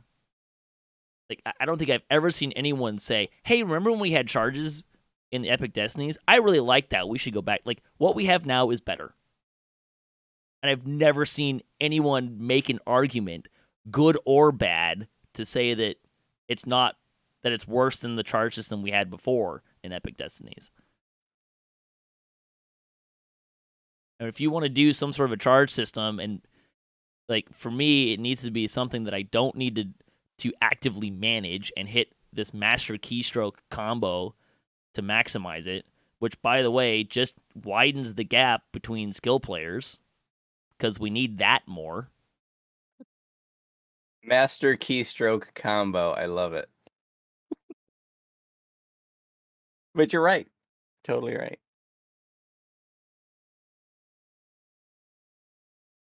Yeah. You don't seem to be alone reading the forums. So, yeah. So it could be something they change. I think I'm getting some love in the chat, our chat here too. There you go. There's I think I can move on. I've released a little bit, but yeah. So, all right. I thought maybe we'd kind of take a pause here before we get into the feats and the trees, which is kind of the next stuff. And I can already tell that we're, this may actually just be the entirety of the show. We'll figure that out later. Anyways, so kind of big ideas, I think, at this point for me. I'll just kind of throw some out. We'll kind of maybe round robin this a little bit. We kind of already talked about the flexibility. Like, I think there's more flexibility here, but I think again it goes back to how well do they design the trees, right? If there's like obviously tanky things in, like one tanky ability that gives me +6 to intimidate in caster trees, then I'm going to be a little annoyed by the design. But if they keep things more thematic, which it seems like they are doing, I think it'll be fine. I did take a note. I saw some stat damage out of somewhere. I think it was just in Shirati. Hey, Debs, can we have a conversation about how not helpful stat damage is in endgame and Reaper mode? And either change that or make stat damage... Either make stat damage more useful or stop giving us stat damage stuff until it's actually helpful. I already talked about fate points and I'm gonna save that point for later. I did notice I saw a lot of comments about hey, I'm losing melee or range power or spell power. I guess not spell power, but melee or range power because I can only take core 3 up to core 3 in my destiny of choice. See previous rant. Remember, I think the thing that people are forgetting is that you can take cores from 3 different trees. So you can actually, I think, get more than you were getting before. It's just if you had 3 melee trees and took core 3s, which I think the numbers work out, you could get plus 60 melee power, which I think is actually the same as it is right now if you had a tree that was giving you 10 per core and you had all 6 cores. So I don't think we're gonna have a problem there. How about you guys? What kind of big thoughts do you have here? Well, in the trees, like Voodoo was saying earlier, the trees are so different that it's kind of hard to make comparisons between the new and the old system. It is so very different. Until I play it, I can't even say. We're only seeing 7 out of 12 destinies, and they're talking about wanting to add 3 more. So we're literally seeing less than half of what will hypothetically be there. Yeah, But and I'm kind of honestly, I'm enthusiastic. I'm sure there's going to be bumps. I'm sure there's going to be, kinks to work out, but I'm enthusiastic. I think the current system, I'm ready to get rid of it. I'm looking forward to it. It's not all going to be roses and butterflies and unicorns, but I think it's going to be better overall, especially once we get to, the higher levels. yeah, and I generally agree just because I have disliked the old system so much. Even though there's things I'm concerned about, like I'm not big on the Divine Crusader tree, for example, what they're doing with it. But yeah, I mean, overall, it seems like a good change. I will say that I think there's going to be probably a little bit of a lot of kinks and a lot of chaos kind of after this releases. I mean, with them redoing every single tree, I'm expecting like major balance problems like out of the gate, and I hope that they go back and do balance stuff like on a regular basis and don't have this be a thing where it's like they release it and one tree is way better than the others and everyone plays in that and they don't address it for like 6 months. So I hope they are on top of the balancing for this. You make a great point there. Like they need to be. I really hope Regular that balance, they're. like every month and a half, whatever. Like they need to be on top of the balancing. I mean, I would even go further to say that like the first 6 months, like they should be prepared. I think to have like every 2 weeks to be ready to be making tweaks and stuff. And I kind of really hope that the first like I don't know month, 2 months, resetting your trees is free. Definitely. I'm Because also kind of concerned. I wonder what they're going to do with current characters that are, say, like mid through epics. Who, I mean, like characters who have like feats, like dire charge or something, or like how that's going to work. Are we going to have to ETR to get new feat selections, or what? I mean, boy howdy, if they don't give everyone a lesser reincarnation heart for this, I don't know what you give out a free lesser heart for. Exactly, and as far as I could tell, they haven't said anything about that yet. So I I'm want to know what sure they're they're going to do. still trying. Here's some other things they haven't said about how is this going to work in the store. Yes. Because Also, the store item they had well, they've that got they two store items, right? They've got Call of Destiny and Key of Destiny. The keys unlock other trees that you haven't unlocked yet. The Call of Destiny allows you to put XP into a different Destiny than the one you're currently in. Both of those two things are going to be obsolete. Hopefully they take them out of the store when they release this. If they don't buy them. Or maybe maybe they'll give them a different thing or something. I don't know. didn't they even the Call of Destiny, didn't they introduce that fairly recently? I mean, if I they think had so. plans, Yeah. yeah, if they had plans for this going back years, I wonder why they even released that. I mean, They're- I think there's still value in it being in the ecosystem because it mitigates that problem a little bit for a little bit of points. I guess for a while it did, but now it doesn't have a use. Well, So, it does until this comes out in a couple. So we've well, still, yeah, that's what I I mean, we've mean. still got like 3 or After 4 this months change, at least before this comes out. I true, think. true. The other question is, like Epic Destinies is a thing that you can buy in the store right now. So when they release new ones, is it going to be included in that, or is that pack going to only be the ones that exist, and then the next ones will be add-ons? I mean, which will probably happen because let's face it, I mean, they need to make money, so they need to spend points on something. So releasing a new tree, Epic Destiny tree, or 3 new Epic Destiny trees for a bundle, that conceptually makes sense. Not super wild about it, but not going to shock me either. But yeah, they haven't addressed, as far as I'm aware, anything about how this is going to work in the store or the current items transferring over or any of that stuff. And I'm not even sure I know what you would turn the Call and Keys of Destiny into, except maybe an XP pot, or something like that. But which wouldn't suck. But they'll need to figure something out for those items, because I guarantee you there's going to be people that are going to have those items when this change happens, and they won't do anything in their current state. So, all right. So let's talk about the third section, the feat changes. In this new framework, they're moving some specific power out of Destiny trees and into the Epic and Destiny feats to help reduce the power spike in Destinies themselves while still retaining original player power. This also lets us boost feats that are currently underperforming. The other goal with this pass is to spread out power that is currently concentrated in the upper end of the game and bring it lower so players can access it sooner. So they've added both power to Epic Destiny feats and made them available at lower levels, which I think will help. That we didn't talk about. I didn't mention this earlier, but I think it's really going to help because one of the things I'm seeing from this is there's going to probably be at least a little bit of a nerf for people in those early Epic levels until you get some of this power back, because you won't have access to the whole Destinies, right? This will help mitigate that a little bit. They also want to make the Legendary Scion feats provide more of a competitive choice, which meant boosting non-fire feats considerably in the spellcasting department. Thank you. Also, they are removing the epic skill feats from the game, which will cut down on the feat clutter considerably. I'd like to touch on something you just said, Patrick. Yes, sir.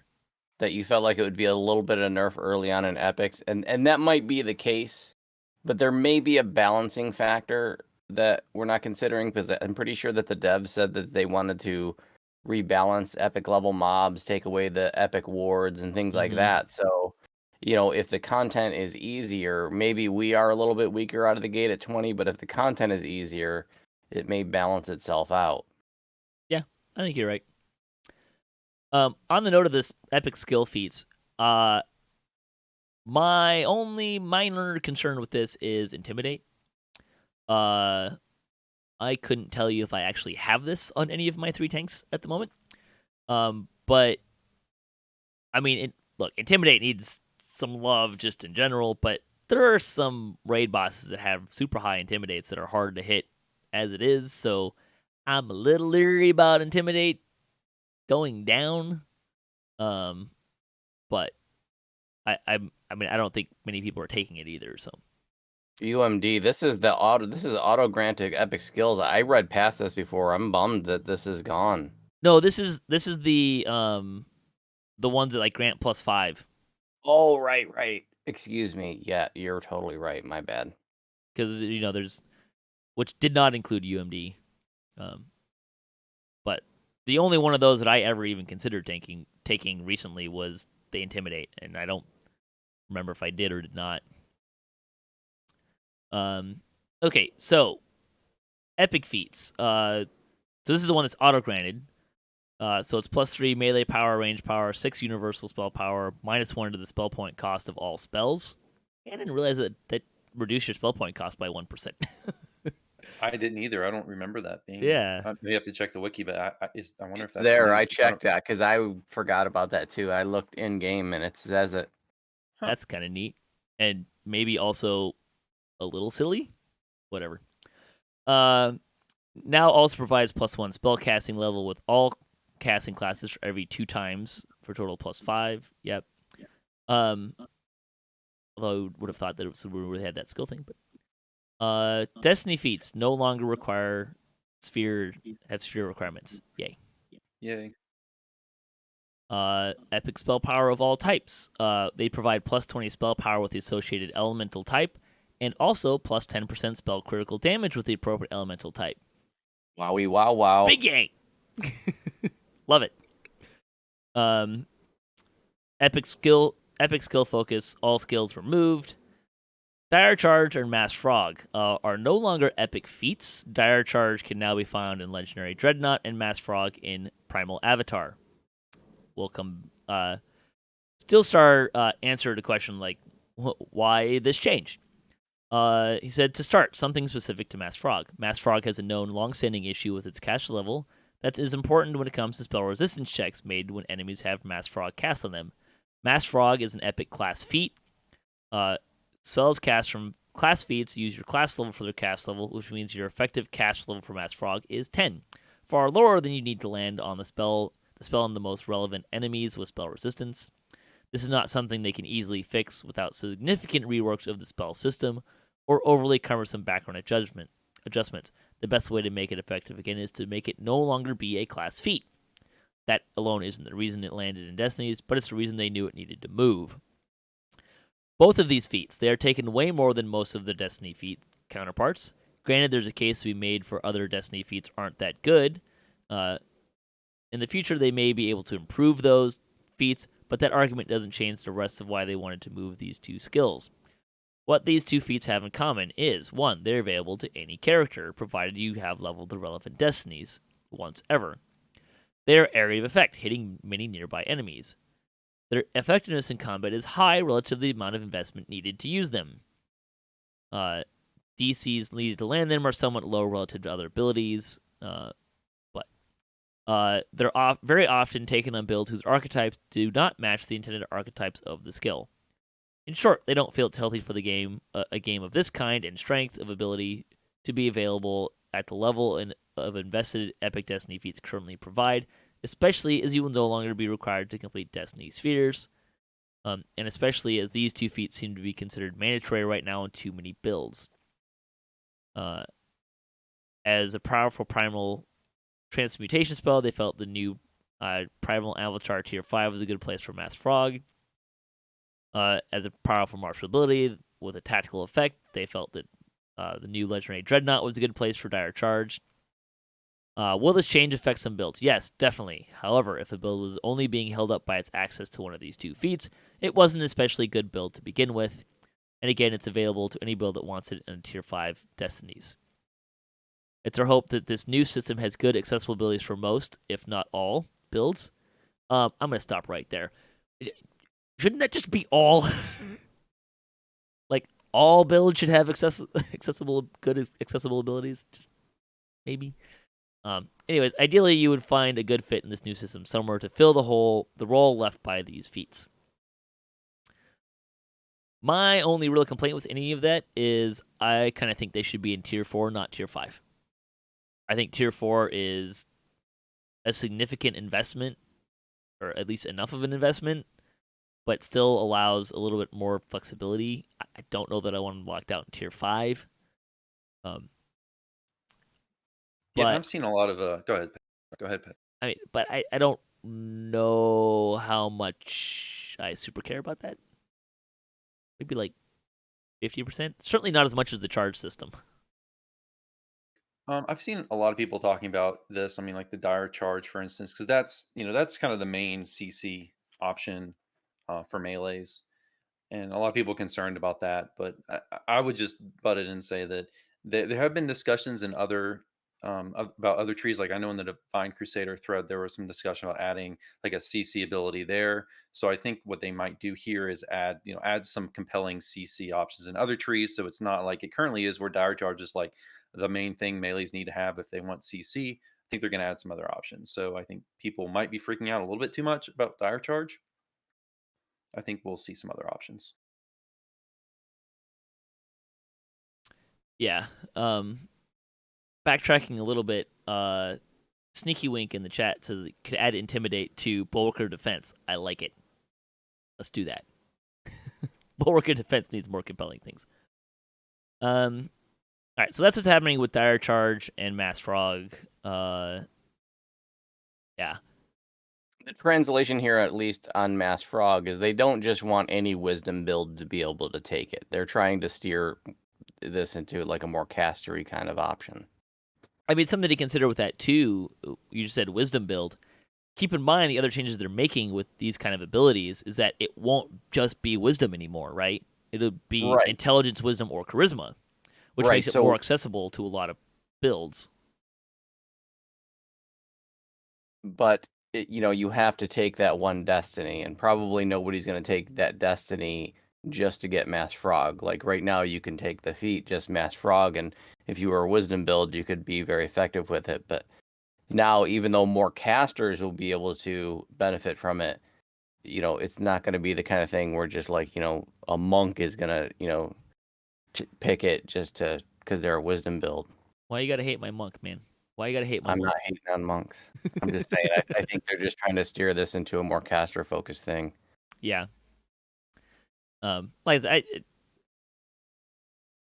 I think a lot of what they're saying is right? Like if this is what's propping up your build, like there's that's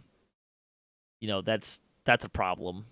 But like I said, I move this down to Tier 4 and I'd be completely 100% fine with this change. Tier 5, I'm kind of on the fence a little bit. Like, I understand the change. I would like it to be more accessible, a little bit more accessible.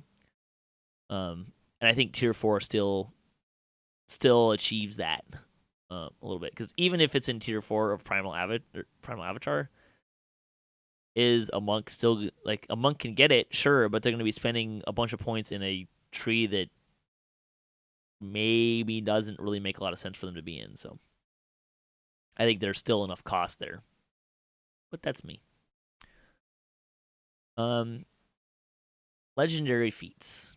Scion of Earth they are adding +4 to transmutation spells. They're also adding poison. It's not going to be +10 acid and poison spell power, 30 universal spell power, and +20% acid and poison spell critical damage. Which to me says, yay, Alchemist. Especially since fire is no longer going to be preeminent, my Alchemist is very probably going to be an Acid Alchemist after this change hits live. I'm a little confused why Poison is in here, other than yay, Alchemist. I don't really see a connect between Acid and Poison, but it's very nice for an Alchemist. Let's see. Scion of Air has added +20% electric spell critical damage. You're going to see a theme there. Scion of Fire no longer gives +25 spell critical damage to everything. It's just +20% fire spell critical damage. And if you're saying to yourself, hey, I'm losing 5% spell critical damage, remember you're getting 10% more critical damage from the Destiny feat for the elements. So we're actually ending up 5% higher. Scion of Water no longer grants +200 maximum spell points. It now does +4 DCs of evocation and 2 to the DCs of other spells, and 20% spell critical damage. Scion of the Feywild gives 20% critical damage with Sonic. Scion of the Shadowfell is 20% negative spell critical damage as well. And the poison spell power was moved to the Scion of Earth feat. And I still don't understand why we moved poison. Because poison is most item, like from an item perspective, if it's negative, gives you negative spell power and critical damage, it also gives that to poison. I don't know why it wouldn't have just stayed in this negative energy tree? Question mark.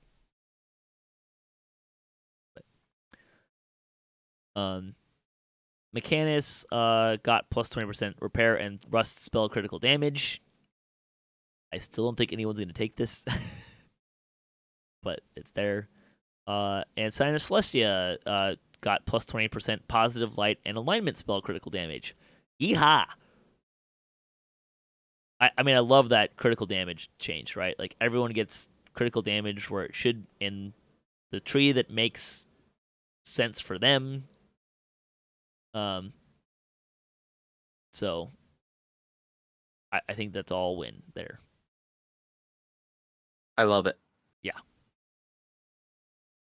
Let's see. Scion of the Astral Plane and Ethereal Plane, and I think those ones were asked specifically, and Linabelle said they're not changing. That's why they're not in the list. There's other Scion feats also that are not in here. It's because they're not changing. So if it's not in that list, it didn't change.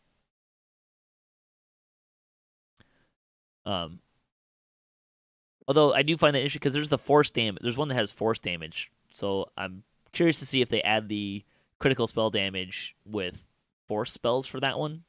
But we'll have to see. All right, we're ready to get into the actual Destinies. So here's what we're going to do for the Destinies.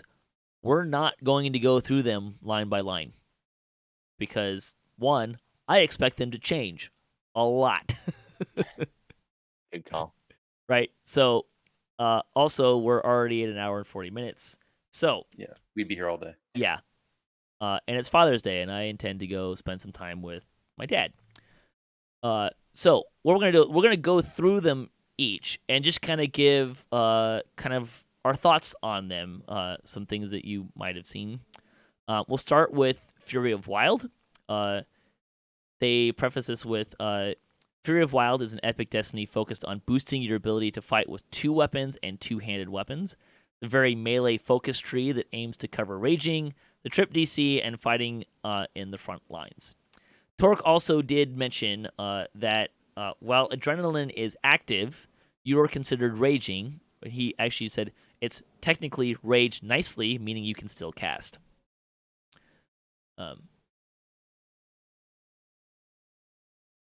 So, Axel, anything you want to point out? Probably the most interesting thing, I think, that when I initially read through this is the tier 5. It's like they're getting like a cone attack, which is kind of strange. The Great Leveler, Yep. tier 5, very last ability. I wonder how that's going to work, and I wish I would have gotten a chance on Lamani to try that out. But it's like a little narrow cone. As much as I dislike the charge system, I do find it interesting that the Great Leveler, that the more charges actually widens the cone. Like, that's what it does to it, which is kind of interesting. Yeah. So that's kind of fun. I will note that, let's see, where was it? Adrenaline is like tier 1. Yeah, adrenaline is a tier 1 thing now. And it's the builder in the tree, which is interesting. It's a little lower than I thought it was going to be. I also like the unconsciousness range in the cores. If you have the 3rd tier, I'm not sure if they stack, but tier 2 gives you plus 100 unconscious range, and tier 3 gives you plus 250. Yeah, that's really thematic, interesting. I mean, it makes sense for Barbarian Destiny. It does. There was also an ability in here that gives you damage reduction while you're where was it? I need to find it because it was it really caught my eye. Unquenchable Rage. Reduce all damage taken except untyped by up to 25% at tier 3 for 5 seconds after you consume a rage charge or use Primal Scream. Primal Scream is the spender in here. And does that seem kind of strong to anybody else? Yeah, well, it also applies a heal to yourself, scaling by melee power. At rank 3, did you see that? Unquenchable Rage. Yeah. Rank 3. Yeah, so that's pretty nuts for Barb. I mean, the heal thing I kind of tend to gloss over because if you're running in like a Reaper scenario, that's going to be really penalized. True. But I mean, if you can, really make great use of, you don't even have to. You just need 1 charge to use Primal Scream, I think. So, I mean, Barbarian tanks are really popular in endgame push rating, like during Reaper 10s. That's what people in my guild are using for tanks. So giving them an extra 25% damage reduction, I mean, they're not going to complain, but wow, that seems kind of strong to me. So we'll see how that goes. Voodoo, anything you want to throw out for Fury? I can't speak to melee stuff. I do the casters and the healers, but I'll just say that I'm going to miss Primal Scream. That was a favorite twist of mine. I twisted it a lot, and I'm going to miss it. Yeah, I mean, this one seems like I did like what they did with Fury. I mean, they didn't take anything away. They didn't take anything away. I mean, the epic moment gave you an adrenaline use every 6 seconds or something. So you still have adrenaline in here, even though that epic moment went away, as pretty much all the epic moments did. But we'll come back. I mean, it looks cool. I've seen some discussion about the Great Leveler. I mean, is it really thematically appropriate to give it Barbarian like a cone attack, basically? But that's kind of the only. People seem to like this one. I seem to like it. Why would that not be thematic? Like I mean, it's the Barbarian, range cone big attack. ass sword, wading through cleave, though. kobolds. like? It's like a cone. It's basically, some people are saying, and I haven't tried it out on Lamania, so I will say that, but it's kind of like a cone spell almost. Like you could create a shockwave in a cone. I mean, I buy into it. I guess you could say it's a stomp. So maybe that in that way it's not a Fine. spell. Yeah. I don't know what that one. Sure. Okay. Primal Avatar has been rebuilt to now focus just on spell casting. Some of its original melee elements that are moving into Fury of the Wild to keep the tree more focused. The desire for this tree will be an interesting possibility for most, if not all, casters, while still having a few druid-specific perks because of its theme. I will note that it is. I did not see that the 5% extra damage from symmetric strikes or something like that. In the current tree, there's like a plus 5% damage if you're 2-weapon fighting, unarmed, or in wolf form. That didn't make the cut. This one's kind of interesting in that there's a multi-selector that you pick either Heart, Sky, or Thorn, and that determines what type of spell power you're getting. So you get Fire, Light, Positive, or Electric, Sonic, Cold, or Acid, Force, Poison. So I will mention in the chat, Flame Shadows mentioned that Poison was probably moved to Earth because the current poison spells are Conjuration, not Necromantic. That kind of makes sense. And Sneaky Wink also says they're both chemical substances, poison and acid. So yeah, sure. Anyways, back to Primal Avatar. It was mentioned Tsunami is no longer in here. It is being added to the Druid spell list. I saw a thumbs up from Voodoo there. Although, it depends on where they put it. I guess if you're being a caster druid, you're probably going to be a pure druid, right? So, that was interesting. The other things that I'll just throw out as things that I noted, Tier 4 has Evasion, which raised my eyebrow a little bit. So if you want to be a caster with Evasion, here you go. I'm assuming all the normal rules apply. Also, I did notice that there's some stuff like summons, pets, and hirelings, but it doesn't say charm creatures. So I kind of smiled a little bit about that. What about you, Voodoo? What are your thoughts on Primal Avatar? I'm excited about it. I kind of don't really like how they're locking you into certain paths, like the whole Heart Sky Thorn thing, because I may want a certain elemental type, but I really prefer the later on ability that might have some sort of spell effect versus some sort of blast around you or whatever the case. I kind of wish there was more versatility, but I'm enthusiastic. Okay. Axel? Yeah, I didn't get much time to look at this one, so no opinions. Too much other stuff to look at. Yeah, there was a lot to look at, right? I went to bed 2 hours late one night looking at all this stuff. All right, that'll take us to Sharadi Champion. Let's see. It was noted that Whirling Wrist is weaker. And Steelstar wrote in that to be honest, because of the animation capping problems, most throwers aren't even getting the majority of the ludicrously overbloated live version. So for most of you, this will be a loss of 0% attack speed right now. If we didn't nerf this here, there's a 100% chance we would have nerfed it later. They still might have to, even at these numbers, when they get to a fix for thrown weapon animations. So we might as well put them in the ballpark of numbers that could be balanced in the future.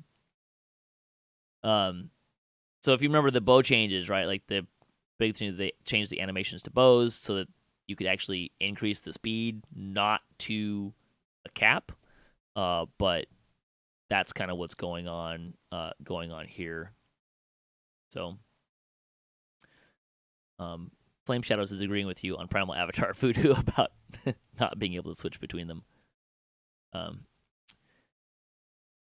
Anyone got some thoughts on Shirati Champion? Yeah, so I kind of wanted to mention this earlier. I'm a little bit confused, and help me out here, please.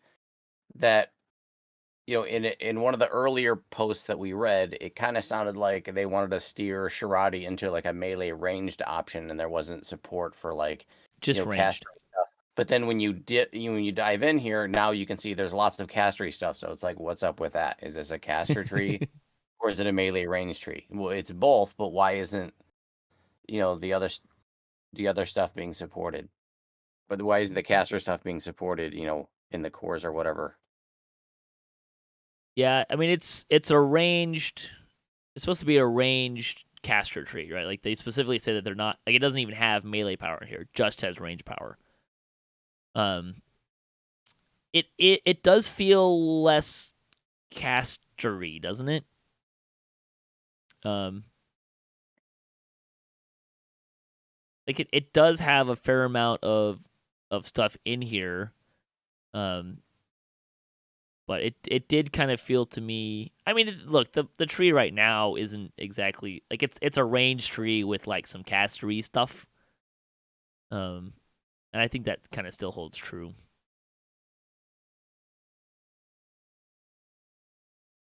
Some things that I kind of noticed. Healing Spring now casts Vigor instead of its own thing. Which Pretty neat. you think that's better? I think I'm gonna like it better. I think it's more attractive for me, but I can see, certain play styles would maybe be less attractive. I mean, I guess I didn't really utilize it much, but you could cast it at a gather point. It'd last for 5 minutes and do some healing. I mean I guess if you want to heal up right then, like it's a now heal thing, not a longer time consistent heal thing. So that's kind of interesting. Thoughtcore just kind of pointed this out in the chat. Yeah, Tea with the Queen is kind of interesting. They changed it now that when you rest at a shrine, that's when it activates when you rest at a shrine, and it lasts for 10 minutes. Yeah, that's weird. It's different. I think maybe I like it. Is that weird? It lasts longer, which is awesome, but having to use a shrine. I mean, I kind of like the idea that shrining gives you another benefit. I like the idea of the mechanic. In theory, I'm not sure how much I'm gonna like it in practice. That makes sense.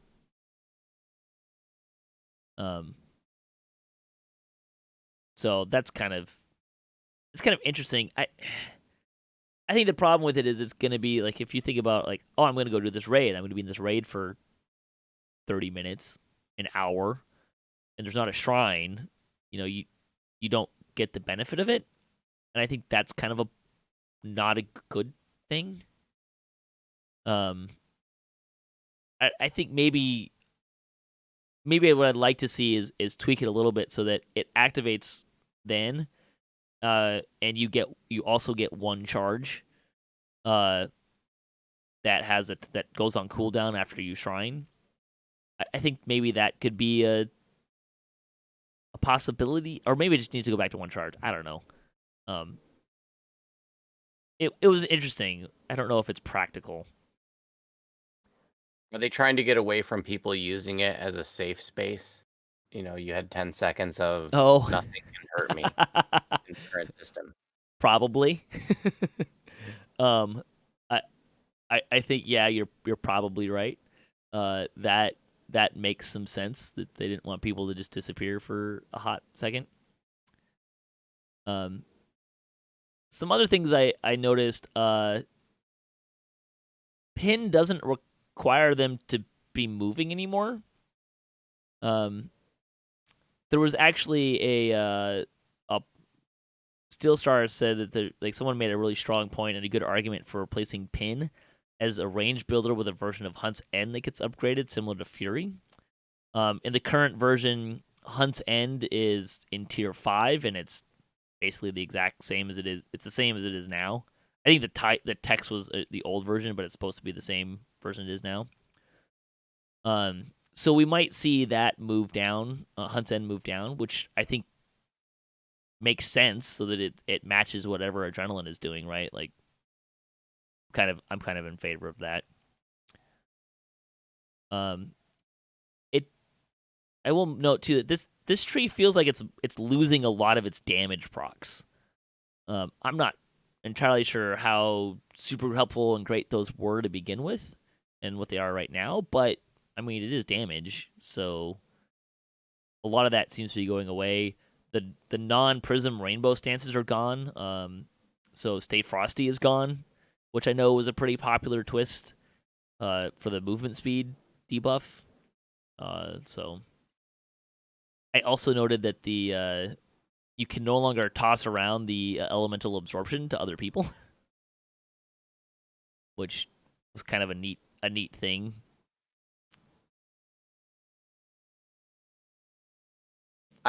Even though I'm enthusiastic about these changes overall, and I do like some of the things I see in Shirati, I really don't like the whole, like, this is, both a ranged and caster tree. Can we please split it up and, why can't we just make this a ranged tree or just a caster tree? And they're doing it now. They're expanding upon that philosophy. Look at what they did with Shadow Dancer. Shadow Dancer right now is not at all a caster tree, but in the new system, it's going to be both a rogue and a caster tree. Like, this is just weird to me. I'd really like to see Destinies more focused on, and that's what they said. They said they want to have Destinies that are sort of thematic around each class, and this one is just so muddy. And then, Shadow Dancer, the new Shadow Dancer is going to be so muddy. I mean, it doesn't. To me, I hear what you're saying. I don't know that it feels more muddy than it does right now. Well, that's what I'm saying. I don't like right now that Shirati is this weird in-between Destiny that is kind of for this play style, but also kind of for that play style. Sure. Yeah, makes sense. There was an opportunity here to move away from that kind of stuff, but we still got it. Axel, anything you want to? Not really on this one. I kind of echo what Voodoo's saying though when it comes to the Divine Crusader tree, but I guess we'll get to that in a little bit. Yeah. I also want to point out that here's another example with the good luck where they're taking one of those older feats that, a lot of people aren't really that interested in, luck of heroes feat. The good luck enhancement gives you +1, 2, 3, depending on how many points you have in there. Good luck. If you have the luck of heroes, the bonus is doubled. So you can get +6 good luck out of that. If you had luck of heroes, which is another +1, that's 7 good luck bonus. Wow. That's a big bonus. Yeah. It's almost compelling. Certainly makes luck of heroes a little more interesting. Mm-hmm. Let's talk about Dreadnought. Dreadnought revolves around multiple tactical abilities and a fear debuff, as well as a special stacking debuff called Terror. Terror, I think, is the spiritual successor to the Aura of Purification. And I think it's pretty much the same there. Anyone want to pop some stuff out here? Any comments on Dreadnought? I think it looks like they changed lay waste to a single target from cleave, which I don't know how I feel about that, but that's kind of the main thing I noticed as far as sadness. But it's probably going to be all right with some other abilities they've introduced here. Yeah. Yeah. I'm just curious as to why they did that. Because they don't want it to be too good, I don't know. I guess. Although I will mention if you have strike through, like, it would still kind of do that too, right? So there's some well, stuff. but lay waste, it tripped enemies, so it was a nice CC cleave. This still trips as well. But yeah, it does seem to On one be target though, single target. Although probably they did that because there's a ranged version, and they specifically note this does not hit multiple targets if you have improved precise shot enabled. But yeah, although I will say that there is something that's nice about lay waste and momentum swing here is that they're just on a timer. They're not. You don't. Cleaving doesn't short circuit that timer anymore. And I think they can be used like quite a bit faster. So there is that going for it. That may also be why it's not as area affecty. Some things that I saw out of here that people commented on. Blitz is gone. There's a running theme with epic moments. Blitz is gone. We should mention that in Primal Avatar, the tree form is gone. There's no more action boosts out of this tree. I think Steelstar even said that Epic Destinies is not a design space that they like having action boosts in. But action boosts are all gone, so you can't get haste boosts out of here anymore. They lose their get out of crowd control free card. Thick Skinned is now just a flat plus 15 PRR. It's not a clicky that reduces damage by 20%, I think is what it was. On the positive side, there's an ability in Tier 5 that has a chance to regenerate your action boost charges, which I think is going to be really attractive for people. So you don't have to do weapon swappy things to get action boosts back. So I think that'll be really popular. Yeah, I think that's just tied to your Destiny Mantle toggle as well, Yep. so you don't have to do a special attack. Mm-hmm. Hey, let's talk about Shadow Dancer next. Hey, I know I don't have anything to say about Melee, but I want to chime in here. Oh, sorry. Go ahead. I don't play Melee, so I can't really speak about this as a whole, but I just is specific, when I look at specific enhancements throughout some of these trees, they do seem pretty weak, like Shrug Off Punishment here in Tier 1 for Dreadnought is like plus 10, 20, or 30 maximum hit points. Like, is anybody really going to sink 3 action points in there for 30 hit points? And in other trees, we're seeing like plus 1, 2, or 3 PRR. Like, really, am I going to spend 3 action points for 3 PRR? Like, probably not. So it just seems kind of weak. I'm going to come back to that later when we kind of wrap it up. But yeah, I hear what you're saying. Shadow Dancer, stealth and subterfuge meld with the powers of illusion and darkness converge upon the Shadow Dancer. I would take a moment really quick to sit aside. Like, I like when they're putting, and most of these, they put like a little tagline of like what this is supposed to be. I really don't like that they didn't do that with some of them, but there you go. So Shadow Dancer, Linabelle wrote in, I've been gathering a ton of feedback, want to take a time to write up what they've gleaned so far. These are in no particular order. 1, Meld is way too strong. I believe that's talking about the current version. Which leads to point 2, Meld is way too weak. Put down those pitchforks, let Linabelle explain. It feels like we were right on the money on making Meld a defensive martial spender. In practice, you trade charges for defensive abilities, and with careful play, you can even keep it up 100% of the time at a moderate magnitude. That's right. Doesn't want to change it. The problem is this tree is half arcane, and Meld doesn't do anything for that.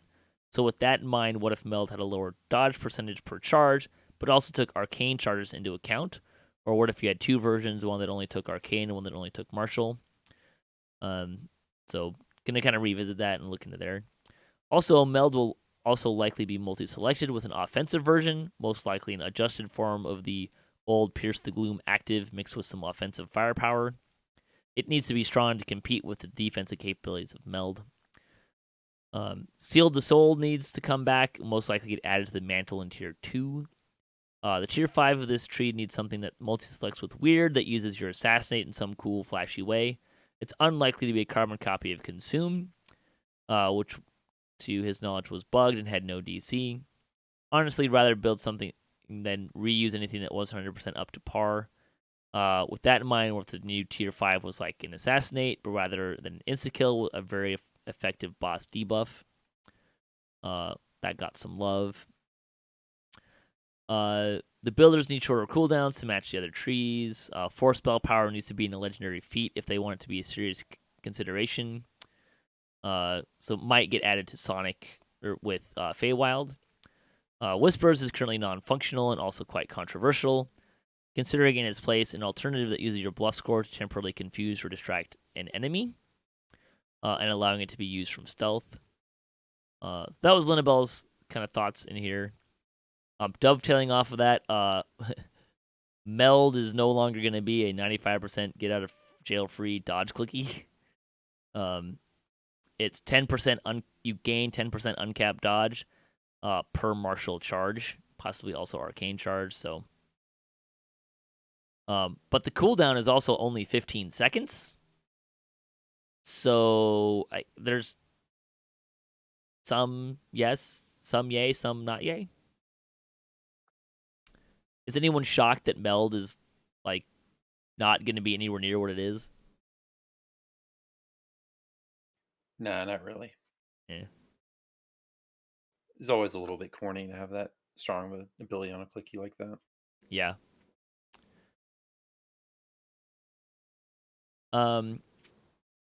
Evasion is in core 3. If you already have evasion, you get improved evasion, so that's kind of neat. I like that. Also, if you have improved evasion, you just get 25% less threat from all sources. So also cool. Like that. It also has there's faster sneaking in the tree. Consume was replaced with a mass phantasmal killer. That's weird. The action boost buffs are gone as well. So Shadow Dancer currently has some things that you can click to get some extra damage and stuff. Those are gone. Those are kind of the things that I had. I'm not excited at all that this has become a caster / roguey tree. I really would have liked to see this like more of a sneak attacky range / melee rogue / assassinate kind of a tree. I'm super excited that Weird is being added to the game. I think it's weird that Weird is in Shadow Dancer, but I really, really, really, really hope that it is added as a 9th level sorcerer and wizard spell. For those of you who don't know what Weird is, it is Mass Phantasmal Killer, and it is straight out of Pen and Paper Dungeons and Dragons.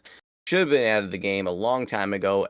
It should have been added at least when Deep Gnome Illusionist came on board. Right. It wasn't. Better late than never. Super excited that it's here. It's in a strange place. Please add it to the Sorcerer and Wizard spellbook. Thank you. Love Voodoo. Yeah, I agree. Like, it's not currently a castery tree. I get that it doesn't necessarily need to carry over. Yeah, I don't think this needs to have caster support at all. I agree with you. I think it'd rather it be roguey, like strong roguey, and make Weird a spell like you said. And Executioner Strike is also gone out of here, which I'm really bummed about and would like to see it come back in maybe a slightly different form. Axel, anything you want to toss out for Shadow Dancer? Not really. All right, that'll take us to Grand Master of Flowers. Linnabelle had some updates about this as well. One, this tree is good for people who want to play like monks, but not good for people who are monks already. So there's some things that he's looking at that could be added. A multi-selector for Disciple of Forms, so increasing, like letting you actually take Adept Forms, Master Forms for Grand Master, and a new one, Ultimate Enlightenment. Basically, it'd be kind of like a stacked thing. So if you already had Adept, you could take Master or Grandmaster and so forth. Ultimate Enlightenment would take it to a higher level. Also, if you don't want any of these, you could also just take something that would reduce all of your elemental damage by 15%. It's also looking at a philosophical equilibrium, which would be to give you light and dark. Like, give you either the light or the dark monk finishers and abilities, even if you already have them. And if you don't want to take that, you can just reduce your alignment damage by 15%.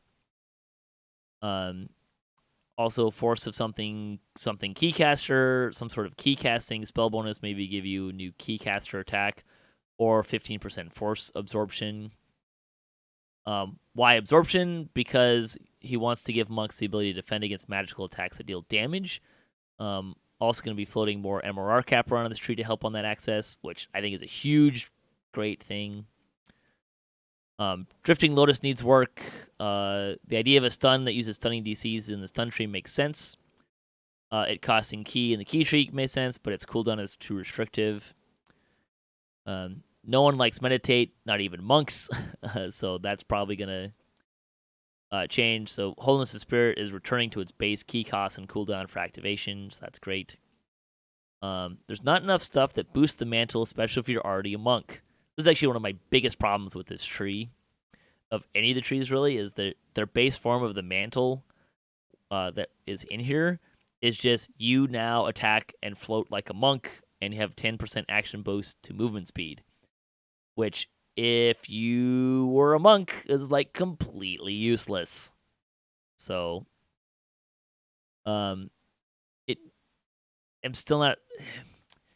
Linabel says that bringing the base movement speed up to 15% will likely help a little. I disagree strongly. Monks are already super fast, so I don't like. It needs to do something for a monk in that one, not in higher in the tree. It needs to be in the base one. Give me something that's actually helpful for a monk. Maybe some extra key generation or something. I don't know. The tree also needs to support quarterstaff monks, not just hand ramps. So everything in this tree that used to require dual wielding will now require either dual wielding or holding a quarterstaff. It needs better ways to generate martial charges. Key projection does some weird stuff. So that's going to kind of go back into the grinder and kind of get reworked. Probably something that's the blasting will be half force, half fire. Force damage of this tree needs to scale consistently and differently than how it does currently. Scattering of petals is fine and probably overpowered epic moment, but needs to be labeled as such. This tracks with our earlier revelation that we didn't realize players were so attached to the idea of epic moments. This is the spiritual successor to Turn of the Tide. It affects your allies and debuffs your enemies, but without the epic moment label and the new visuals, it doesn't feel as striking as he was hoping. Probably going to change this so that instead of it being a key draining toggle, it'll be a cooldown, which would be great. Other things that I'll point out, it has an MRR cap increase, which, praise the Lord and hallelujah, monks have needed for forever. So that's fantastic. Everything is nothing is supposed to be moving somewhere else, which doesn't make a whole lot of sense to me, because it, like, as it was described, like, it was going to be something completely different. I also kind of think this tree needs to lean a little bit more into CC. I actually think Dire Charge should move to this tree from Legendary Dreadnought, because Dreadnought is like Sunder and Trips. Dire Charge is a stun, and there's stuns in this tree, so I feel like Dire Charge should move to this tree. I don't think it's going to happen, though. I did like how none of this stuff in here is stance-based. You don't get extra bonus. Like, it doesn't care what stance you're in, monk stance you're in, so that's great. Other than that, you guys have any things you want to mention with here? I got nothing. No, it. I don't have anything either. I don't really play this tree. Yeah. This is one of those trees. This tree didn't actually have anything at the top to say what the intent of this tree is, and I feel like that really I felt that in here. There is an ability that kind of turns you into a warlock blasting like monk, which is that's the one that's kind of going into the grinder to get reworked, but it seems a little interesting. But this tree felt to me like it has an identity crisis. It doesn't know what it wants to be, other than, hey, be a monk.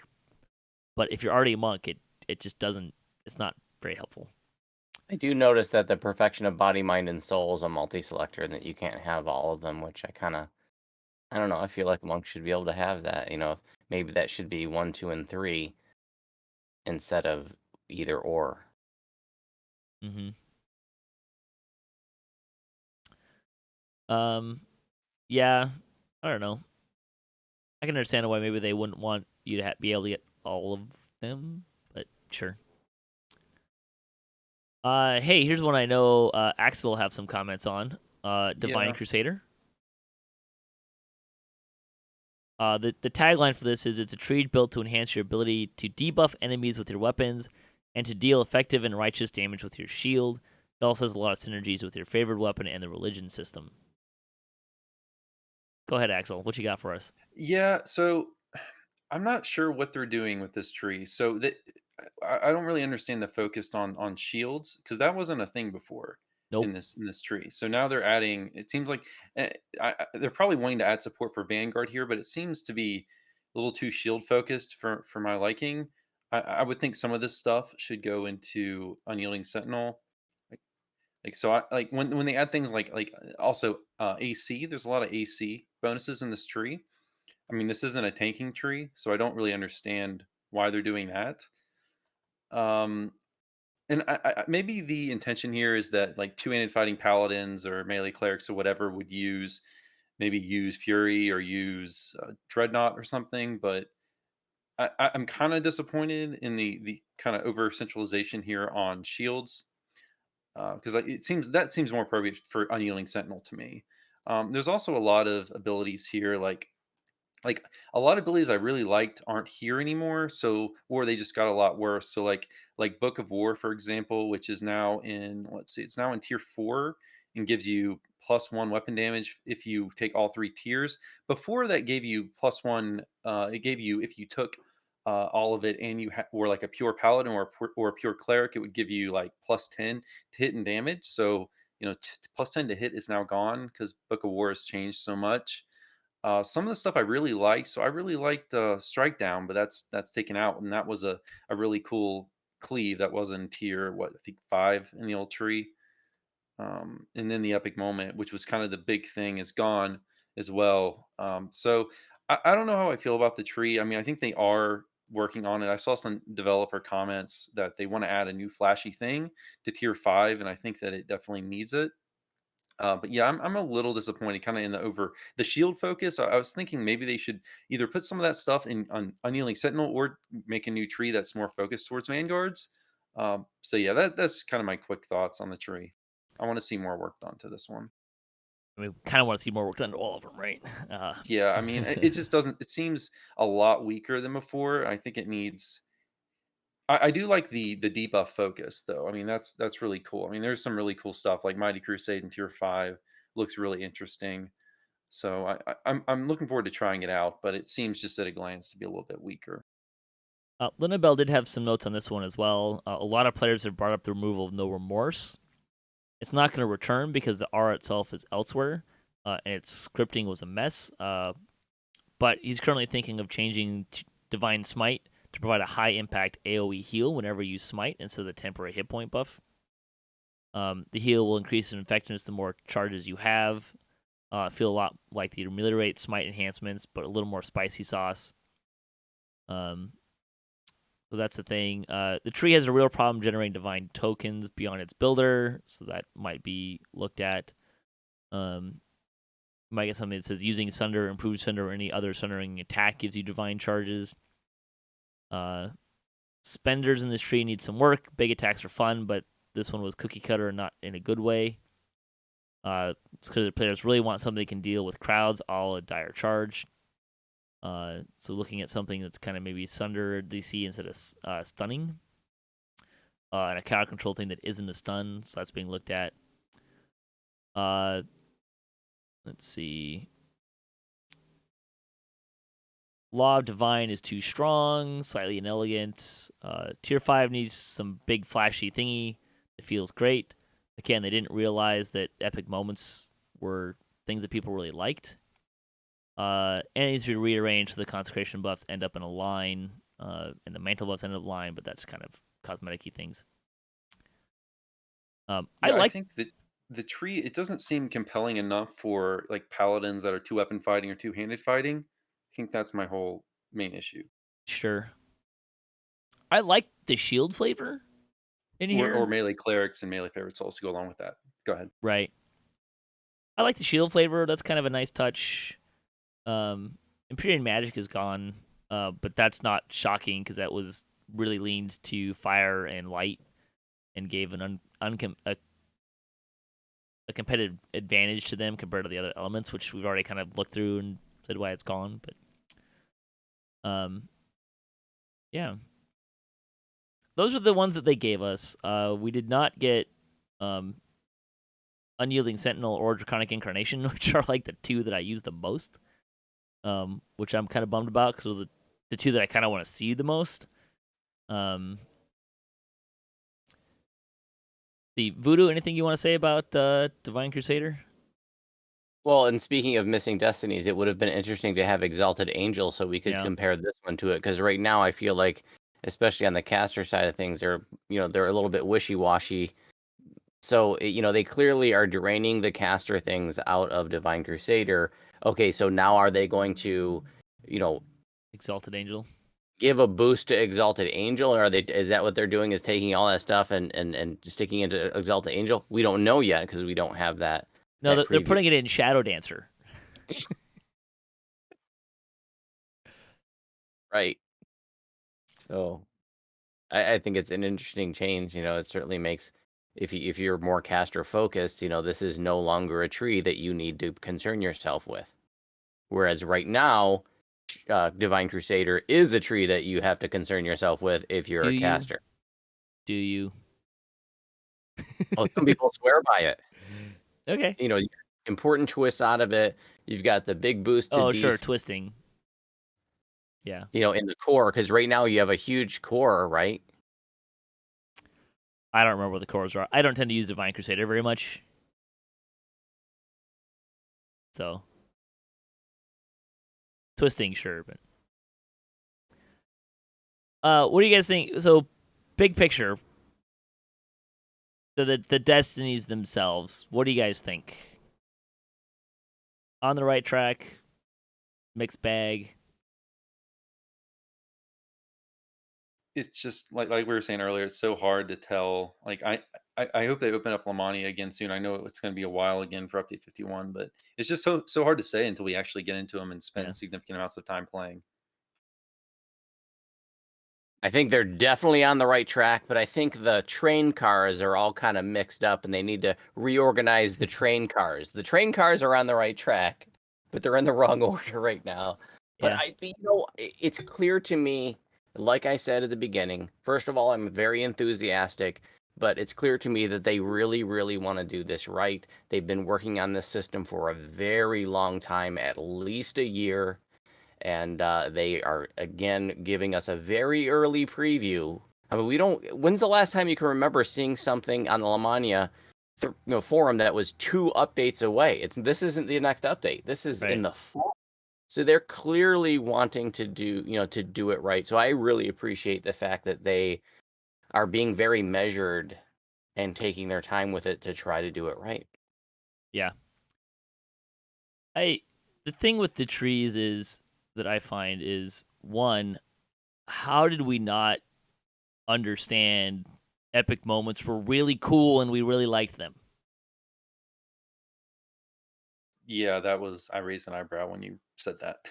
Yeah, right? Like that. Yeah, that's like those are like the coolest things in the tree, and then they did just get rid of a lot of things that people loved and played with a lot.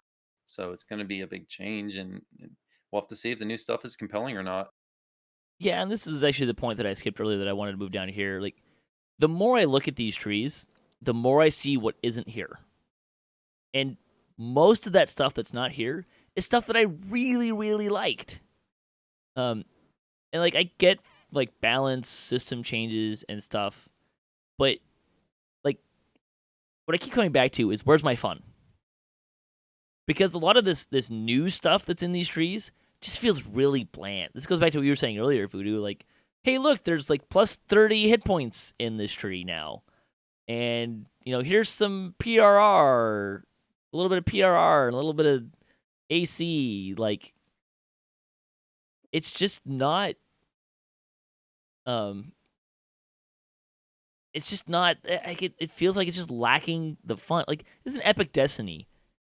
A tier 3 in Divine Crusader is plus. Like, if you take all 3 of the ranks in a tier 3 ability, you get +6 PRR and MRR, and if you're holding a shield, you have magic and missile immunity. That's bland. Like, you can get that kind of a thing from a heroic enhancement at level, like, 4. Yep, couldn't agree more. Like, these Destinies do not feel epic to me. Like, there's a couple things in here that do, but most of that is either a dumbed down version of something we already have, or it's replacing something that's way more fun. Turning into a tree in Primal Avatar was awesome. I was sad to see that one go. I mean, it was just, I don't know if the ability was necessarily good, but it didn't really matter. It was just cool to be a tree. Yeah, I mean, it was buggy as hell. It hardly ever worked right. There was a period of time where turning into it would crash the server. But it was fun as hell. Yeah. And I don't see that you could crash the server. I don't see any of that fun here anymore. Well, and here's the thing with me is when I first saw these changes, I mean, they generally went in the direction with the Epic Destiny pass that I thought, but I was really surprised that they went to this extent to revamp every single tree. It's like I still don't know if like they really need to do that? Like, do they really need to put in all the work to completely redo all the trees? Were they really was there really major problems with them that they need to go this far with it? They've been doing like what recently they've even been doing a lot of the past couple years balancing, on these trees. Is now that doesn't matter because they've changed them so much. It's just I don't know if they really needed to go this far with it. I want to add that there's a lot of people saying the we need to bridge the gap between new and veteran players. This Epic Destiny revamp is a big opportunity to do some of that, a lot of it, and I hope that they have that in mind. I mean, I agree with you, but like, see my previous rant about the charge system and building. Like, I see that as more of a barrier between. I'm not just like new players. Like, that's just a skill level barrier that's going to be introduced. That people who are really good at using that are going to utilize it great. People who don't aren't, right? I think if this went live today, what we would see is that the higher level players are going to figure out how to utilize it really effectively, and the other 90% of players are going to, outside of the mechanic stuff that's changing that we like and that's better, are going to struggle to figure out how to use the new stuff in here and utilize the charging, building, spending mechanics. Like, that's how I feel like this is going to play right now with where it's at. And it's going to not have the cool, fun, epic moment stuff that we really, like, it really kind of needs.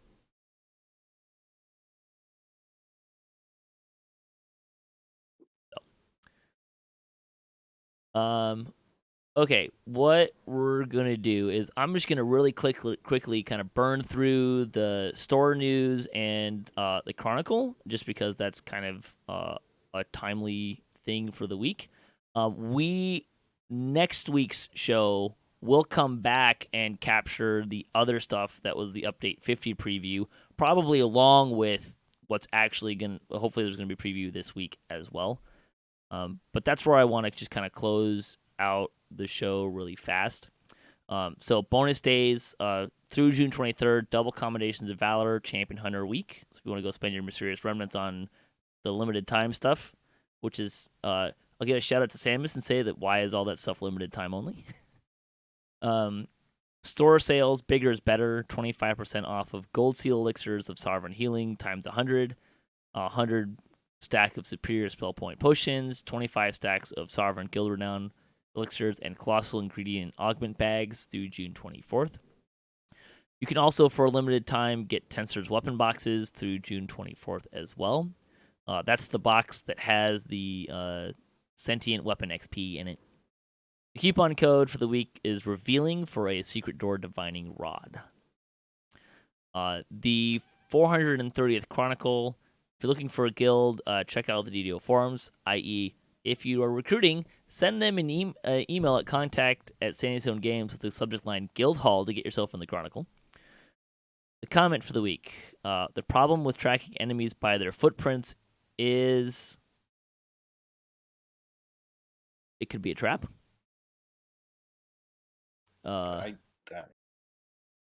It's such a. If you have ideas for the comment, please send an email to contact@SandyStoneGames.com with the subject line Chronicle comment and give Jerry more ideas. He needs new ideas. That's not actually a thing, but I'm pretty sure it would work just fine. Fan site news. Aldbar has created a solo walkthrough guide for Inferno of the Damned. So if you have questions about how to run that quest, there you go. We got a shout out for episode 640, where we started reviewing update 49. The second half of that'll probably be after next week, depending on how much time that takes. DDO Players News finds some unusual zombies. DDO Stream is your first stop on DDO on Twitch. Brock has no friends. Giant Holes has brighter days ahead, and Doug Glendower gives out points. Also on Twitch, they have shoutouts to Massively Overpowered running the Prisoner. Vooduspyce has coffee and chats about the new stuff. We got a shout out to, I took a clip on Hardcore of, we killed some kobolds with an exploding crystal in Mired in Kobolds, and the kobolds went so high in the air that they disappeared. It was kind of funny. So if you want to see that little clip, you can check that out as well. YouTube, Shrimp Tom summarizes his thoughts about Epic Destinies. Axel also dove into those if you want more of his thoughts. And DEC Thevenin looked at max encumbrance. So that's the Chronicle for this week. Axel, take us home. Plug your stuff, man. Okay. So so yeah, I make a lot of DDO YouTube videos. Axel's DDO channel on YouTube. You can find me there. You know, I talk about the game a lot. I do other weird stuff like do guitar covers of music and DDO music and stuff. I've been streaming on Twitch some lately. Twitch.tv/AxelAlexK. Not just streaming DDO, also streaming some retro games and stuff. If you want to check me out over there. Voodoo? Oh man, I just ran back to get back here. Something came up. Sorry about that. That's okay. You can find me on YouTube with over 1,000 DDO videos, quests, walkthroughs, raid guides, crafting tutorials, much more. And you can find me live streaming on Twitch nearly every day, including tonight. We're going to be doing a Sunday night special. Awesome. Guys, thanks for joining me. I know it was kind of a long show, but we hope you enjoyed our discussion about Epic Destinies. And I will try to put timestamps in here in ways I have no idea what that's going to mean right now, but we'll do something. Yeah, so thanks for joining us. Thanks to all the contributors for DDOcast and Sandy Stone Games and the Wizard of the Coast for making DDO happen, and to Cyberbears for hosting the podcast. If you would like to support the show, you can visit our website, DDOcast.com, or you can support us on Patreon. If you have a DDO-themed webpage or you Twitch DDO and you'd like to be featured on our website, you can email me at ddocast@gmail.com, and we'll make that happen for you. You can hit us up at DDOcast.com for our show notes, MP3s, our calendar, previous shows, and other fun stuff. And if you have a comment on this episode, a question you'd like to hear us answer, or a topic you'd like to hear us discuss, or you just want to say hi, you can email us or leave us a comment. You can also find us on social media and follow us latest cast updates at DDOcast on Twitter. So that's the show. Sadly, we talked so long that my iPad that I usually play the music from has died. So there's no outro music, but all your attack rolls be crits, all your chest level appropriate. Have fun, and don't forget to gather for buffs.